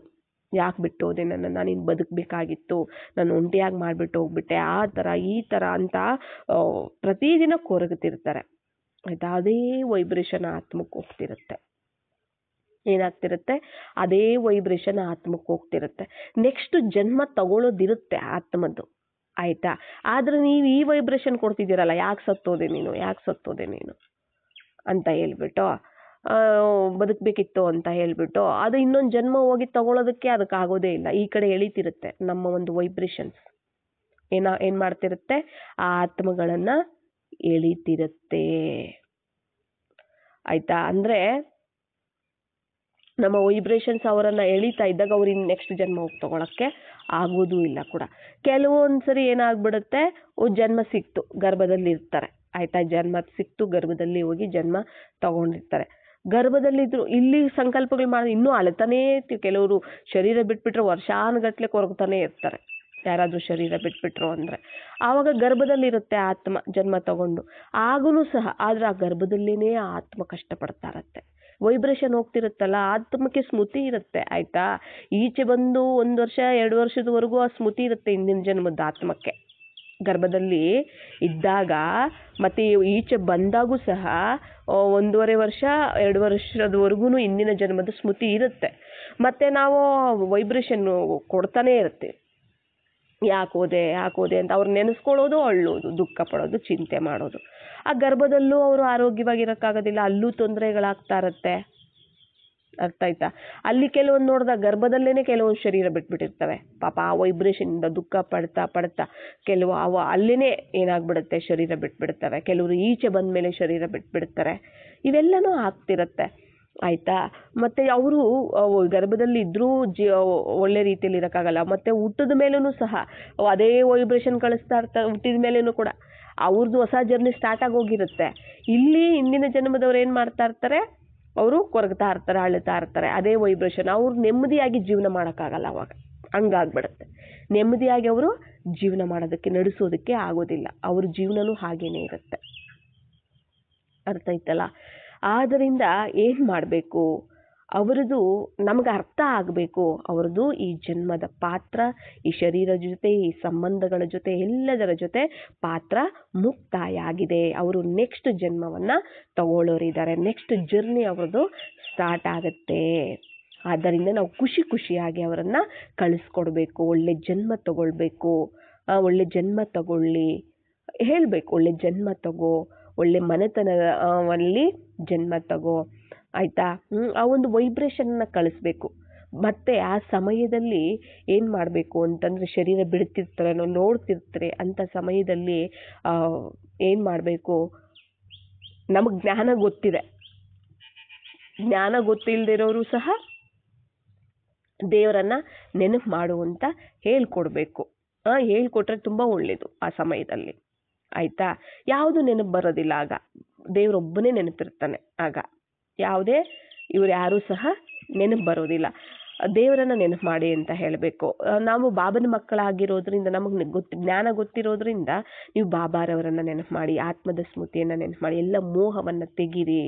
ಬಾಬಾ ಹೇಳಿದಾರಲ್ಲ, ಈ ಥರ ಮೋಹ ಇರಬಾರ್ದು, ನಷ್ಟಮೋಹಿ ಆಗಬೇಕು ಅಂತೆಲ್ಲ ಹೇಳಿದಾರಲ್ಲ, ಅಂತಿಮ ಮತ್ತು ಸೋಗತಿ ಆಗುತ್ತೆ ಅಂತಲೂ ಹೇಳಿದಾರಲ್ಲ. ಆದ್ದರಿಂದ ಬಾಬಾರವರ ನೆನಪು ಮಾಡು, ಆತ್ಮದ ಸ್ಮೃತಿಯಲ್ಲಿ ಬಾಬಾರವರನ್ನೇ ಬಾಬಾ ಅಂತ ನೆನಪು ಮಾಡು ಅಂತ ಹೇಳ್ಕೊಡ್ಬೇಕು. ಮತ್ತು ಆತ್ಮಿಕ ವೈಬ್ರೇಷನನ್ನು ಬಾಬಾರವರಿಂದ ತಗೊಂಡು ಆತ್ಮಕ್ಕೆ ಕೊಡ್ತಾ ಹೋಗಬೇಕು. ಆಗ ಅವ್ರಿಗೆ ಸ್ಮೃತಿ ಅನ್ನುವಂತಹದ್ದು, ಬಾಬಾರವ್ರ ಸ್ಮೃತಿ ಮಾಡೋದಕ್ಕೆ ಅವ್ರಿಗೆ ಶಕ್ತಿ ಸಹ ಬರುತ್ತೆ ಆ ಸಮಯದ. ಅಂದರೆ ಶರೀರ ಬಿಡುವಾಗ ಅವ್ರಿಗೆ ಕಷ್ಟ ಆಗ್ತಿರುತ್ತಲ್ಲ ನೋಡಿ. ಒಂದು ಶರೀರ ಬಿಡುವಾಗ ಆತ್ಮಕ್ಕೆ ಎಷ್ಟು ಕಷ್ಟ ಆಗುತ್ತೆ ಅಂದರೆ 1000 ಚೇಳುಗಳು ಕಚ್ಚಿದಷ್ಟು ನೋವಾಗತ್ತಂತೆ, ಅಷ್ಟು ಕಷ್ಟ ಆಗತ್ತಂತೆ ಒಂದು ಆತ್ಮ ಶರೀರವನ್ನು ಬಿಡುವಾಗ. ಆಯ್ತಲ್ಲ? ಆ ಸಮಯದಲ್ಲಿ ಏನು ಮಾಡಬೇಕು ಅಂದರೆ, ಯಾಕೆ ಅಂತಂದರೆ ಇನ್ನೂ ಒಂದು ನೆನ್ಪಿಟ್ಕೋಬೇಕು. ಶರೀರ ಬಿಡುವಾಗ ನಾವು ಆ ಜನ್ಮದಲ್ಲಿ ಏನೇನು ಮಾಡಿರ್ತೀವಿ ತಪ್ಪುಗಳು, ಅವು ನಮ್ಮ ಕಣ್ಣು ಮುಂದೆ ಕಾಣುತ್ತಂತೆ ಯಮದೂತರಾಗಿ. ಯಮದೂತರಾಗಿ ನಾವೇನೇನು ಪಾಪಗಳು ಮಾಡಿರ್ತೀವಿ, ಕರ್ಮಗಳನ್ನು ಮಾಡಿರ್ತೀವಿ, ಕೆಟ್ಟ ಕರ್ಮಗಳು, ಅವೆಲ್ಲವೂ ಸಹ ನಮಗೆ ಯಮದೂತರ ಥರ ಕಾಣ್ತಿರ್ತವಂತೆ ಪಾಪಕರ್ಮಗಳು. ಆಯಿತಾ? ಅದನ್ನು ತಡ್ಕೊಳಕ್ಕಾಗೋದಿಲ್ಲ. ಮತ್ತು ಆ ಥರ ಆ ನೋವು ಇರುತ್ತೆ, ಮತ್ತು ಶರೀರ ಬಿಡ್ತಾ ಇರುವಂತಹದ್ದು, ಅವೆಲ್ಲ ನೋವಿರುತ್ತಲ್ಲ, ಆ ಸಮಯದಲ್ಲಿ ನಾವು ವೈಬ್ರೇಷನನ್ನು ಕೊಡಬೇಕು. ನೀನು ಇನ್ನೂ ಬದುಕಬೇಕಾಗಿತ್ತು, ನೀನು ಇನ್ನೂ ಬದುಕಬೇಕಾಗಿತ್ತು, ಯಾಕೆ ನೀನು ಸಾಯ್ತಿದೀಯಾ, ನೀನು ಸಾಯಬೇಡ, ಇರು ಅಂತ ಎಷ್ಟೆಷ್ಟೋ ಕಷ್ಟಪಡ್ತೀವಿ ನಾವು. ಆದರೆ ಆತ್ಮದ ಪಾತ್ರ ಶರೀರದ ಜೊತೆಗೆ, ಸಂಬಂಧಗಳ ಜೊತೆಗೆ ಮುಗಿದಿದೆ ಅಂದರೂ ಕೂಡ ನಾವು ಆ ಥರ ನಾವು ಸಂಕಲ್ಪಗಳು ಮಾಡ್ತಿದ್ದೀವಿ ಅಂದರೆ ಆತ್ಮಕ್ಕೆ ಇನ್ನೂ ಆಸೆ ಹುಟ್ಟಿಸ್ದಂಗೆ ಆಗುತ್ತೆ. ಇನ್ನೂ ಮಕ್ಕಳು, ಮರಿ, ದುಡ್ಡು, ಅದು ಇದು ಎಲ್ಲ ಇನ್ನೂ ಮೋಹ ಜಾಸ್ತಿ ಆಗಿಬಿಡುತ್ತೆ. ಮತ್ತು ಅದರಲ್ಲೇ ಶರೀರ ಬಿಟ್ಬಿಡ್ತಾರೆ. ಮತ್ತು ನೆಕ್ಸ್ಟ್ ಜನ್ಮ ತಗೊಳ್ಳೋದಕ್ಕೂ ಕಷ್ಟ ಆಗ್ತಿರುತ್ತೆ ಅಲ್ವಾ? ಇವೆಲ್ಲ ಇದೆ. ಇವೆಲ್ಲನೂ ಸಹ ತುಂಬ ನಾವು ಜಾಗೃತವಾಗಿ ನಾವೇನು ಮಾಡಬೇಕಾಗತ್ತೆ, ಅವುಗಳನ್ನು ಸಂಪಾಲನೆ ಮಾಡಬೇಕು. ಆ ಸಮಯದಲ್ಲಿ ಬಾಬಾರವರ ನೆನಪು ತರಿಸಿ ಬಾಬಾರವರ ವೈಬ್ರೇಷನನ್ನು ಕೊಡುವಂತಹದ್ದು. ಹೊಸ ಜನ್ಮ ಸಿಗುತ್ತೆ, ಬಾಬನ ಮನೆಯಲ್ಲೇ ಜನ್ಮ ಸಿಗುತ್ತೆ, ಬಾಬನ ಮಕ್ಕಳ ಒಂದು ಮನೆಯಲ್ಲೇ ಜನ್ಮ ಸಿಗುತ್ತೆ. ನೆಕ್ಸ್ಟು ನೀನು ಬಾಬಾ ಮಗುನೇ ಆಗಿರ್ತೀಯ. ಪರಮಾತ್ಮನ ಮಡಿಲಲ್ಲಿ ಮಲಗಿಸಿ ಅವರು ಶರೀರವನ್ನು ಬಿಡುತ್ತಿದ್ದಾರೆ ಅನ್ನೋ ಒಂದು ಅನುಭವವನ್ನು ನಾವು ಮಾಡ್ಕೋಬೇಕು. ಆ ಒಂದು ವೈಬ್ರೇಷನನ್ನು ನಾವು ಕೊಡಬೇಕು.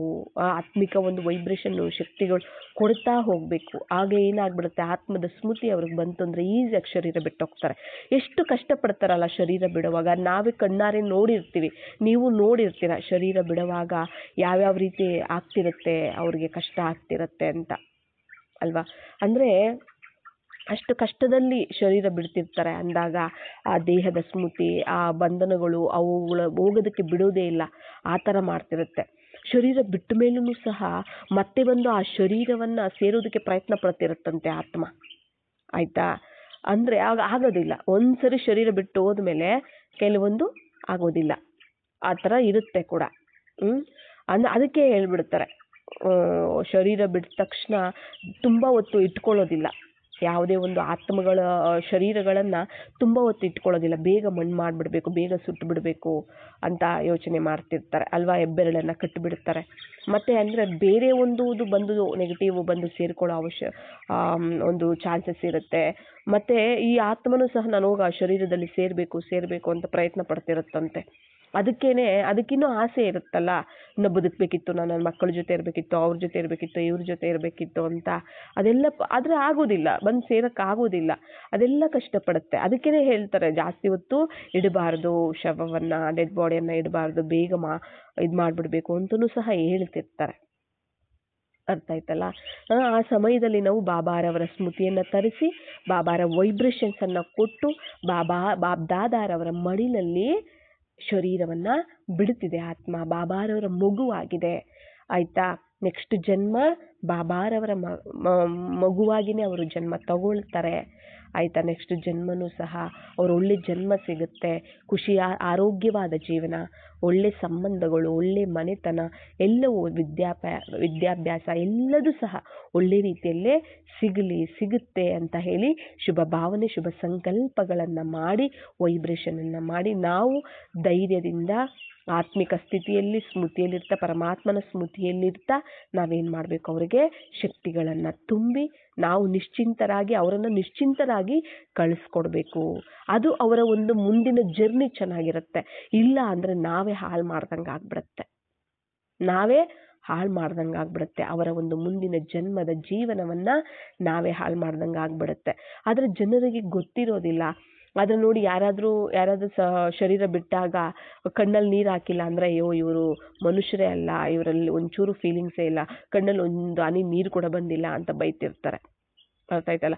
ಕೆಲವರು ಇದು ಹೇಳ್ತಾರೆ, ಅಳಬಾರ್ದು, ಅದು ಅವರು ಬೇರೆ ಒಂದು ಲೋಕಕ್ಕೆ ಹೋಗೋದಕ್ಕೆ ಆ ಕಣ್ಣೀರು ಸಮುದ್ರದ ಥರ ಅಡ್ಡ ಬರುತ್ತಂತೆ. ಸ್ವರ್ಗಕ್ಕೆ ಹೋಗೋದಕ್ಕೆ ಏನಾಗುತ್ತೆ, ಕಣ್ಣೀರು ಅಡ್ಡ ಬರುತ್ತಂತೆ ಸಮುದ್ರದ ಥರ, ಅದಕ್ಕೆ ಅಳಬಾರ್ದು ಅಂತ ಕೆಲವರು ಹೇಳಿರೋದನ್ನ ನೀವು ಕೇಳಿರ್ತೀರ ಅಲ್ವಾ? ನಾವು ಕೇಳಿದ್ದೀವಿ. ಅಂದರೆ ಆ ಸಮಯದಲ್ಲಿ ನಾವೇನು ಮಾಡಬಾರ್ದು, ಅಳಬಾರ್ದು, ದುಃಖ ಪಡಬಾರ್ದು. ಆದರೆ ನಮ್ಗೆ ಯಾಕೆ ದುಃಖ ಬರುತ್ತೆ, ನೋವಾಗುತ್ತೆ, ಚಿಂತೆ ಇರುತ್ತೆ ಅಂದರೆ ದೇಹ ಅಂತ ತಿಳ್ಕೊಂಡಿರೋದ್ರಿಂದ. ಆಯ್ತಲ್ಲ? ನಾವು ದೇಹ ಅಂತ ತಿಳ್ಕೊಂಡಿರೋದ್ರಿಂದನೇ ಆ ದೇಹದ ಮೇಲೆ ಮೋಹ ಇರುತ್ತೆ ನಮಗೆ. ಆತ್ಮ ಯಾವತ್ತೂ ಹೇಳ್ತಿರ್ತಾರಲ್ಲ ಬಾಬಾ, ಒಂದು ವಸ್ತ್ರವನ್ನು ಬಿಟ್ಟು ಇನ್ನೊಂದು ವಸ್ತ್ರವನ್ನು ಅದು ಧರಿಸುತ್ತೆ ಅದು ಅಂತ. ಅಂದರೆ ಹಾವು ಒಂದು ಸರ್ಪ ಹೇಗೆ ಪೊರೆಯನ್ನು ಬಿಡುತ್ತೆ, ಅದೇ ಥರನೇ ಇದು ಒಂದು ಶರೀರವನ್ನು ಬಿಡುತ್ತೆ ಅಂತ. ಅಷ್ಟು ಈಸಿಯಾಗಿ ಹಾವು ಒಂದು ಪೊರೆಯನ್ನು ಹೇಗೆ ಪೊರೆಯನ್ನು ಈಸಿಯಾಗಿ ಬಿಡುತ್ತಲ್ಲ, ಆ ಥರ ಸತ್ಯತ್ರೈತಾಯುಗದಲ್ಲಿ ಅಷ್ಟು ಈಸಿಯಾಗಿ ಬಿಡ್ತಾರೆ. ಅಲ್ಲಿ ಯಾವುದೇ ಒಂದು ಕಷ್ಟ, ನೋವು, ಚಿಂತೆ, ದುಃಖ ಯಾವುದೂ ಇರೋದಿಲ್ಲ. ಯಾಕೆಂದರೆ ಅವ್ರಿಗೆ ಗೊತ್ತಿದೆ ಇದು ಒಂದು ವಸ್ತ್ರ ಅನ್ನುವಂತಹದ್ದು. ಅಲ್ಲಿ ಆತ್ಮದ ಸ್ಮೃತಿ ಇರುತ್ತೆ ಅವರಿಗೆ, ಆ ದೇಹದ ಒಂದು ಸ್ಮೃತಿಯಲ್ಲಿ ಅವರು ಇರೋದಿಲ್ಲ ಅಲ್ವಾ, ಅಲ್ಲಿ ಅವರು ಇರೋದಿಲ್ಲ. ಇಲ್ಲಿ ನಾವು ದೇಹ ಅಂತ ಅಂದ್ಕೊಂಡಿರ್ತೀವಿ ಆಯಿತಾ. ಇಲ್ಲಿ ಒಂದು ಶರೀರವನ್ನು ಬಿಟ್ಟು ಇನ್ನೊಂದು ಶರೀರ, ಒಂದು ವಸ್ತ್ರವನ್ನು ಬಿಟ್ಟು ಇನ್ನೊಂದು ವಸ್ತ್ರ. ನೆಕ್ಸ್ಟು ಈಗ ಈ ಜನ್ಮದಲ್ಲಿ ಇದ್ದಿದ್ದ ಸಂಬಂಧಗಳು, ಈ ಜನ್ಮದಲ್ಲಿ ಇದ್ದಿದ್ದ ಶರೀರ ನೆಕ್ಸ್ಟ್ ಜನ್ಮದಕ್ಕೆ ಚೇಂಜ್ ಆಗ್ಬಿಟ್ಟಿರ್ತವೆ. ಬೇರೆ ಶರೀರಗಳು, ಬೇರೆ ಹೆಸರುಗಳು, ಬೇರೆ ತಂದೆ ತಾಯಿ, ಬೇರೆ ಪತಿ ಪತ್ನಿ, ಮಕ್ಕಳು ಎಲ್ಲ ಚೇಂಜ್ ಆಗಿಬಿಡುತ್ತೆ ಅಲ್ವಾ. ನಮಗೆ ಜನ್ಮ ಜನ್ಮಕ್ಕೂ ಚೇಂಜ್ ಆಗ್ತಾ ಹೋಗುತ್ತೆ. ಸತ್ಯಯುಗದಿಂದ ಹಿಡಿದು ಲಾಸ್ಟ್ ಈ ಒಂದು ಜನ್ಮದವರೆಗೂ ನಮಗೆ ಎಷ್ಟು ಸಂಬಂಧಗಳು ಚೇಂಜ್ ಆಗಿರಲ್ಲ ಯೋಚನೆ ಮಾಡಿ. ಎಷ್ಟು ಶರೀರಗಳು ಚೇಂಜ್ ಆಗಿರೋದಿಲ್ಲ. ಇಂದಿನ ಜನ್ಮದಲ್ಲಿ ನಾವು ಪುರುಷರ ಶರೀರದಲ್ಲಿ ಜನ್ಮ ತಗೊಂಡಿರ್ಬೋದು, ಪುರುಷರಾಗಿ. ಈಗ ನಾವು ಸ್ತ್ರೀಯಾಗಿ ಜನ್ಮ ತಗೊಂಡಿದ್ದೀವಿ ಅಲ್ವಾ. ಹಾಗೆ ಎಷ್ಟು ರೀತಿಯಲ್ಲಿ ನಾವು ಪುರುಷರಾಗಿ ಒಂದು ಜನ್ಮ, ಸ್ತ್ರೀಯಾಗಿ ಇನ್ನೊಂದು ಜನ್ಮ ತಗೊಂಡಿರ್ತೀವಿ ನಾವು. ಮತ್ತೆ ಯಾರ್ಯಾರಿಗೋ ಅಪ್ಪ ಆಗಿರ್ತೀವಿ, ಯಾರ್ಯಾರಿಗೋ ಅಮ್ಮ ಆಗಿರ್ತೀವಿ, ಯಾರ್ಯಾರಿಗೋ ಪತಿ ಪತ್ನಿ, ಮಕ್ಕಳು, ಮೊಮ್ಮಕ್ಕಳು, ಎಲ್ಲ ಸಂಬಂಧಗಳಲ್ಲೂ 84 ಜನ್ಮದಿಂದ. ಅಂದರೆ ಸತ್ಯತ್ರೈತಾಯುಗ ದೇವತಾ ಜನ್ಮ ಆದರೂ ಕೂಡ ಅಲ್ಲಿನೂ ಸಹ ನಮ್ಮ ಒಂದು ಶರೀರಗಳು ಚೇಂಜ್ ಆಗ್ತಿರುತ್ತೆ. ಆದರೆ ಇಲ್ಲಿನ ಥರ ದುಃಖ, ಮೋಹ ಅವೆಲ್ಲ ಯಾವುದೂ ಅಲ್ಲಿ ಇರೋದಿಲ್ಲ. ಈಸಿಯಾಗಿ ಖುಷಿ ಆಗಿಬಿಡ್ತಾರೆ ಅಲ್ಲಿ. ಇಲ್ಲಿ ನಾವು ದುಃಖದಿಂದ ಬಿಡ್ತೀವಿ, ಯಾಕಂದರೆ ದೇಹದ ಅಭಿಮಾನದಿಲ್ಲ. ಅಲ್ಲಿ ಆತ್ಮ ಅಂತ ಅಂದ್ಕೊಂಡಿರೋದ್ರಿಂದ ಈಸಿಯಾಗಿ ಬಿಡ್ತಾರೆ. ಇಲ್ಲಿ ನಾವು ದೇಹನೇ ಅಂತ ಅಂದ್ಕೊಂಡಿರೋದ್ರಿಂದ ನಾವು ಈಸಿಯಾಗಿ ಬಿಡೋದಕ್ಕಾಗೋದಿಲ್ಲ. ದೇಹ ಮತ್ತೆ ನೋಡಲ್ವಲ್ಲ, ಸುಟ್ಟಾಕ್ಬಿಡ್ತಾರೆ, ಇಲ್ಲ ಮಣ್ಣಾಗ್ಬಿಡುತ್ತೆ, ಮತ್ತೆ ನಾವು ಕಾಣೋದೇ ಇಲ್ಲಲ್ಲ ಅದು. ನೆಕ್ಸ್ಟ್ ಜನ್ಮ ತಗೊಂಡ್ಬಿಟ್ಟು ನಮ್ಮ ಮನೆಯಲ್ಲೇ ಯಾರ್ದೋ ಒಬ್ರು ಹೊಟ್ಟೆಲಿ ಹುಟ್ಟಿದ್ರು ಕೂಡ ಅವರೇ ಅಂತ ನಮಗೆ ಗೊತ್ತಿರೋದಿಲ್ಲ. ಯಾಕಂದರೆ ಶರೀರ ಚೇಂಜ್ ಆಗಿಬಿಡುತ್ತೆ, ಹೆಸರು ಚೇಂಜ್ ಆಗಿಬಿಟ್ಟಿರುತ್ತೆ, ಎಲ್ಲ ಚೇಂಜ್ ಆಗಿಬಿಟ್ಟಿರುತ್ತೆ ಅಲ್ವಾ, ಗೊತ್ತಾಗೋದಿಲ್ಲ. ಕೆಲವ್ರಿಗೆ ಗೊತ್ತಾಗುತ್ತೆ, ಇವ್ರು ನಮ್ಮ ಅಪ್ಪ ಥರನೇ ಇದೆ. ಯಾರಾದರೂ ಅಜ್ಜಿ ಸತ್ತು ಹೋಗಿರ್ತಾರೆ ಅಂದ್ಕೊಳ್ಳಿ, ಮನೆಯಲ್ಲಿ ಶರೀರ ಬಿಟ್ಟಿರ್ತಾರೆ, ಇವ್ರು ನಮ್ಮ ಅಜ್ಜಿ ಥರನೇ ಇದ್ದಾರೆ, ಲೆಕ್ಕಾಚಾರ ಅವ್ರ ಜೊತೆ ಇನ್ನೂ ಇದೆ ಅಂದರೆ ಅಲ್ಲೇ ಜನ್ಮ ತಗೊಳ್ತಾರೆ.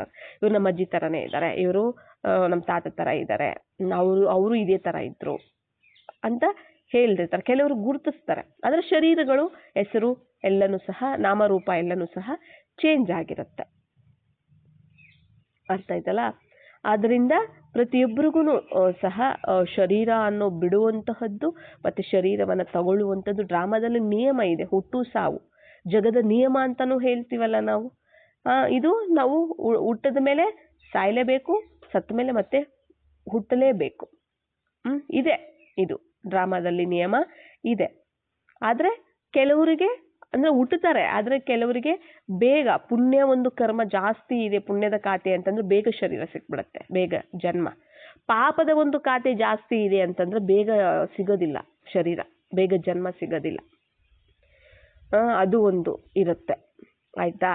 ಮತ್ತೆ ಇನ್ನೇನು, ಕೆಲವರು ಶರೀರ ಆಯಸ್ಸು ಮುಗಿಯೋಕ್ಕೆ ಮುಂಚೆನೆ ಏನು ಮಾಡಿಬಿಡ್ತಾರೆ, ಸೂಸೈಡ್ ಮಾಡಿಕೊಂಡು ಆ ಶರೀರದ ಹತ್ಯೆ ಮಾಡಿಕೊಂಡು ಶರೀರ ಬಿಟ್ಟಿರ್ತಾರೆ. ಅವ್ರಿಗೂ ಅಷ್ಟೇ ಬೇಗ ಸಿಗೋದಿಲ್ಲ. ಅವರೂ ಆ ಶರೀರದ ಆಯಸ್ಸು ಮುಗಿಯೋವರೆಗೂ, ಅದು ಪಾತ್ರ ಅದು ಮುಗಿಯೋವರೆಗೂ ಹಾಗೇ ಇರಬೇಕಾಗತ್ತೆ, ಆತ್ಮ ಆಗಿ ಅಲ್ಕೊಂಡು. ಆಮೇಲೆ ಅವರು ಇನ್ನೊಂದು ಜನ್ಮ, ಅದು ಮುಗಿದ ಮೇಲೆ ಇನ್ನೊಂದು ಜನ್ಮವನ್ನು ಅವರು ತಗೊಳ್ತಾರೆ. ಇವೆಲ್ಲನೂ ಸಹ ಅಷ್ಟೇ. ಮತ್ತು ಮರ್ಡರ್ ಆಗಿರೋರು ಅಷ್ಟೇ, ಮರ್ಡರ್ ಆಗಿರ್ತಾರಲ್ಲ ಅವ್ರಿಗೂ ಅಷ್ಟೇ, ಅವ್ರಿಗೆ ಆಯಸ್ಸಿರುತ್ತೆ ಆಯಿತಾ. ಅಂದರೆ ಇಂದಿನ ಒಂದು ಲೆಕ್ಕಾಚಾರ, ಇವಾಗ ನೋಡಿ, ನಾನು ಹಿಂದಿನ ಜನ್ಮದಲ್ಲಿ ಯಾರನ್ನೋ ಒಬ್ಬರನ್ನು ಸಾಯಿಸ್ಬಿಟ್ಟಿರ್ತೀನಿ ಆಯಿತಾ. ಸಾಯಿಸ್ಬಿಟ್ಟು ಆಮೇಲೆ ನೋವು ತಿಂತ, ಈ ಥರ ತಪ್ಪು ಮಾಡಿಬಿಟ್ನಲ್ಲ, ಮೋಸ ನೋವು ತಿಂತ, ಪಶ್ಚಾತ್ತಾಪ ಪಡ್ತಾ ಜೀವನ ಕಳೆದಿರ್ತೀನಿ. ಮತ್ತು ಅದು ಲೆಕ್ಕಾಚಾರ ತಯಾರಾಗ್ಬಿಟ್ಟಿರುತ್ತೆ ಅಲ್ವಾ. ಮತ್ತು ಈ ಜನ್ಮದಲ್ಲಿ ಬರ್ತಾರೆ ಅವರು, ನಾನು ಯಾರನ್ನು ಸಾಯಿಸಿರ್ತೀನಲ್ಲ ಅವ್ರು ಬಂದು ನನ್ನನ್ನು ಸಾಯಿಸ್ತಾರೆ, ಲೆಕ್ಕಾಚಾರ ತೀರ್ತು. ಅದು ನಮಗೆ ಗೊತ್ತಿರೋದಿಲ್ಲ. ನಾವೇನು ಅನ್ಕೊಂಡ್ಬಿಡ್ತೀವಿ, ಪ್ರೆಸೆಂಟ್ ಅಷ್ಟೇ ಯೋಚನೆ ಮಾಡ್ತೀವಿ, ಹಿಂದೆ ಏನಾಗಿದೆ ಅಂತ ನಮಗೆ ಗೊತ್ತಿರೋದಿಲ್ಲ. ಆದ್ದರಿಂದ ನಾವೇನು ಮಾಡ್ಬಿಡ್ತೀವಿ, ಅದೇ ಚಿಂತೆ ದುಃಖದಲ್ಲಿ ನಾವು ಇದ್ದು ಬಿಡ್ತೀವಿ ಕೂಡ. ಅರ್ಥ ಆಯ್ತಲ್ಲ. ಅದರಿಂದ ನಾವೇನು ಮಾಡಬೇಕು, ಯಾರೇ ಒಂದು ಶರೀರ ಬಿಟ್ಟರು ಅಷ್ಟೇ ಬಾಬಾರವರ ಒಂದು ಸ್ಮೃತಿ ಎಲ್ಲಿ ಏನು ಮಾಡಬೇಕು, ಕಳಿಸ್ಕೊಡ್ಬೇಕು. ಖುಷಿ ಖುಷಿಯಿಂದ ಆಶೀರ್ವಾದಗಳು ವರದಾನಗಳನ್ನು ಕೊಟ್ಟು ಆಯಿತಾ, ಅವರಿಗೆ ವೈಬ್ರೇಷನನ್ನು, ಶುಭ ಭಾವನೆ, ಶುಭ ಕಾಮನೆ, ಶುಭ ಸಂಕಲ್ಪಗಳ ಮೂಲಕ, ಕಲ್ಯಾಣದ ಭಾವನೆ ಮೂಲಕ ವೈಬ್ರೇಷನ್ಸ್ ಕೊಟ್ಟು ಕಳಿಸ್ಬೇಕು. ಅದು ಯಾರಿಗೆ ಸಾಧ್ಯ ಆಗುತ್ತೆ ಅಂದರೆ, ಯಾರು ಬಾಬನ ಮಕ್ಕಳಾಗಿ ಆತ್ಮಾಭಿಮಾನಿಗಳ ಒಂದು ಅಭ್ಯಾಸ ಯಾರು ಮಾಡ್ತಿರ್ತಾರೆ ಅವ್ರಿಗೆ ಆ ಒಂದು ಕೆಲಸ ಈಸಿ ಆಗುತ್ತೆ. ಅದಕ್ಕೆ ಬಾಬಾ ಹೇಳುವಂಥದ್ದು, ಶರೀರಗಳನ್ನು ನೋಡಬೇಡಿ, ಆತ್ಮಗಳನ್ನು ನೋಡಿ, ನಿಮ್ಮನ್ನು ನೀವು ಶರೀರ ಅಂತ ತಿಳ್ಕೊಬೇಡಿ, ಆತ್ಮ ಅಂತ ತಿಳ್ಕೊಳ್ಳಿ ಅಂತ ಯಾಕೆ ಹೇಳ್ತಾರೆ ಬಾಬಾ? ಇವೆಲ್ಲ ಶರೀರ ಅನ್ನುವಂಥದ್ದು ದುಃಖ ಕೊಡುವಂತಹದ್ದು ನಮಗೆ. ಅದಕ್ಕೇನೆ ಬಾಬಾ ಹೇಳುವಂತಹದ್ದು. ದುಃಖ ಕೊಡೋದ್ರಿಂದ ಬಾಬಾ ಅದಕ್ಕೆ ಹೇಳ್ತಾರೆ, ಶರೀರ ಅಂತ ತಿಳ್ಕೊಬೇಡಿ, ನೀವು ಆತ್ಮ ಅಂತ ತಿಳ್ಕೊಳ್ಳಿ. ನಾನು ಆತ್ಮ ಅಜರ ಅಮರ ಅವಿನಾಶಿ ಆಗಿದ್ದೀನಿ, ನನಗೆ ಸಾವಿಲ್ಲ, ನಾನು ಚೈತನ್ಯ ಆಗಿದ್ದೀನಿ. ಇದು ಸ್ಮೃತಿ ಇರಬೇಕು ನಮಗೆ. ಶರೀರ ಅನ್ನುವಂಥ ನಾವು ಧರಿಸುವಂಥ ಒಂದು ವಸ್ತ್ರ, ಪಾತ್ರ ಮಾಡೋದಕ್ಕೆ, ಕರ್ಮ ಕ್ಷೇತ್ರದಲ್ಲಿ ಕರ್ಮ ಮಾಡೋದಕ್ಕೆ ಕರ್ಮೇಂದ್ರಿಯಗಳು ಬೇಕು. ಅದರಿಂದ ಶರೀರದ ಮೂಲಕ ಸಿಗುತ್ತೆ ಕರ್ಮೇಂದ್ರಿಯಗಳು. ಆದ್ದರಿಂದ ಈ ಕರ್ಮೇಂದ್ರಿಯಗಳ ಒಂದು ಶರೀರವನ್ನು ನಾನು ವಸ್ತ್ರದ ರೂಪದಲ್ಲಿ ಧರಿಸಿದ್ದೀನಿ. ಇವೆಲ್ಲರೂ ಸಹ ನಾವು ಧಾರಣೆ ಮಾಡ್ಕೋಬೇಕಾಗತ್ತೆ. ಆವಾಗ ಈಸಿ ಆಗಿಬಿಡುತ್ತೆ ನಮಗೆ, ಆಯ್ತಲ್ಲ. ಮುಂದೆ ಹೋದಂತೆ ಎಡಗಳ ರಾಶಿನೇ ಬೀಳೋದಿದೆ. ಎಳೆಗಳ ಒಂದು ರಾಶಿನೇ, ಗೃಹ ಯುದ್ಧಗಳು ನಡೆಯೋದಿದೆ, ಒಬ್ರಿಗೊಬ್ರು ಮನೆಯಲ್ಲೇ ಸಾಯಿಸ್ಕೋತಾರೆ ಅಂತ ಹೇಳಿದ್ದಾರೆ. ಇದೇ ಇದು ಆಯ್ತಾ. ಮನೆಯಲ್ಲೇನೆ ಗೃಹ ಯುದ್ಧಗಳು ನಡೆಯೋದಿದೆ, ಸಿವಿಲ್ ವಾರ್ಸು, ನ್ಯೂಕ್ಲಿಯರ್ ಬಾಂಬು, ಅದು ಒಂದು ವಾರ್ಸು, ಎಲ್ಲನೂ ಸಹ ನಡೆಯೋದಿದೆ. ಎಷ್ಟು ಕೋಟಿ ಕೋಟಿ ರಾಶಿ ರಾಶಿ ಲಕ್ಷ ಲಕ್ಷ ಗಟ್ಟಲೆ ಶರೀರ ಬಿಡುವಂಥವ್ರು ಇದ್ದಾರೆ. ಸಾಮೂಹಿಕವಾದಂಥ ಮರಣಗಳು ಆಯ್ತಾ, ಆ ಥರ ಎಲ್ಲನೂ ಸಹ ಆಗೋದಿದ್ದಾವೆ. ಅವೆಲ್ಲನೂ ಸಹ ನಾವು ದೇಹ ದೇಹ ಅಂತ ಅಂದ್ಕೊಂಡಿದ್ರೆ ಅವೆಷ್ಟು ದುಃಖ ಕೊಡುತ್ತೆ ಯೋಚನೆ ಮಾಡಿ ಅಲ್ವಾ. ನಾವು ದೇಹ ದೇಹ ಅಂದ್ಕೊಂಡಿದ್ರೆ ಎಷ್ಟು ದುಃಖ ಕೊಡುತ್ತೆ. ಆತ್ಮ ಅಂದ್ಕೊಂಡ್ರೆ ಆತ್ಮಕ್ಕೆ ಸಾವಿಲ್ಲ, ನೆಕ್ಸ್ಟ್ ಜನ್ಮ ತಗೊಳುತ್ತೆ. ಈಗ ನಮಗೇನು ಈಗ ನಮಗೆ ಜ್ಞಾನ ಗೊತ್ತಿದೆ ಆಯ್ತಾ, ಜ್ಞಾನ ಗೊತ್ತಿರೋರು ಇರ್ತಾರೆ. ಶರೀರ ಈಗ ಯಾರಾದರೂ ಬಿಟ್ಟರು ಕೂಡ ಅವ್ರಿಗೆ ನೆಕ್ಸ್ಟ್ ಜರ್ನಿ ಇದೆ, ನೆಕ್ಸ್ಟ್ ಜನ್ಮ ಇದೆ, ಒಳ್ಳೆ ಜನ್ಮ ಸಿಗುತ್ತೆ. ಹೇಳ್ತಿರ್ತೀವಿ, ಯಾರಾದರೂ ಶರೀರ ತುಂಬ ಕಾಯಿಲೆ ಇರುತ್ತೆ, ತುಂಬ ನೋವಲ್ಲಿ ನರಳಾಡ್ತಿರ್ತಾರೆ ಬೆಡ್ ಮೇಲೆ, ನಾವು ಅವಾಗ ಏನಂತೀವಿ ಹೇಳಿ? ಇವ್ರು ಈ ಥರ ನರಕ ಅನುಭವಿಸೋದಕ್ಕಿಂತ ಸತ್ತೋಗ್ಬಿಟ್ರೇ ಎಷ್ಟು ವಾಸಿ ಆಗತ್ತೆ ಅನಿಸುತ್ತೆ, ಶರೀರ ಬಿಟ್ರೇ ಎಷ್ಟು ಒಳ್ಳೇದು ಅನಿಸುತ್ತೆ ಅಂತೀವಿ ಅಲ್ವಾ. ಆ ಥರ ಅಂತಾರೋ ಇಲ್ವೋ? ಕೆಲವ್ರು ಅಂತಾರೆ ತಾನೆ.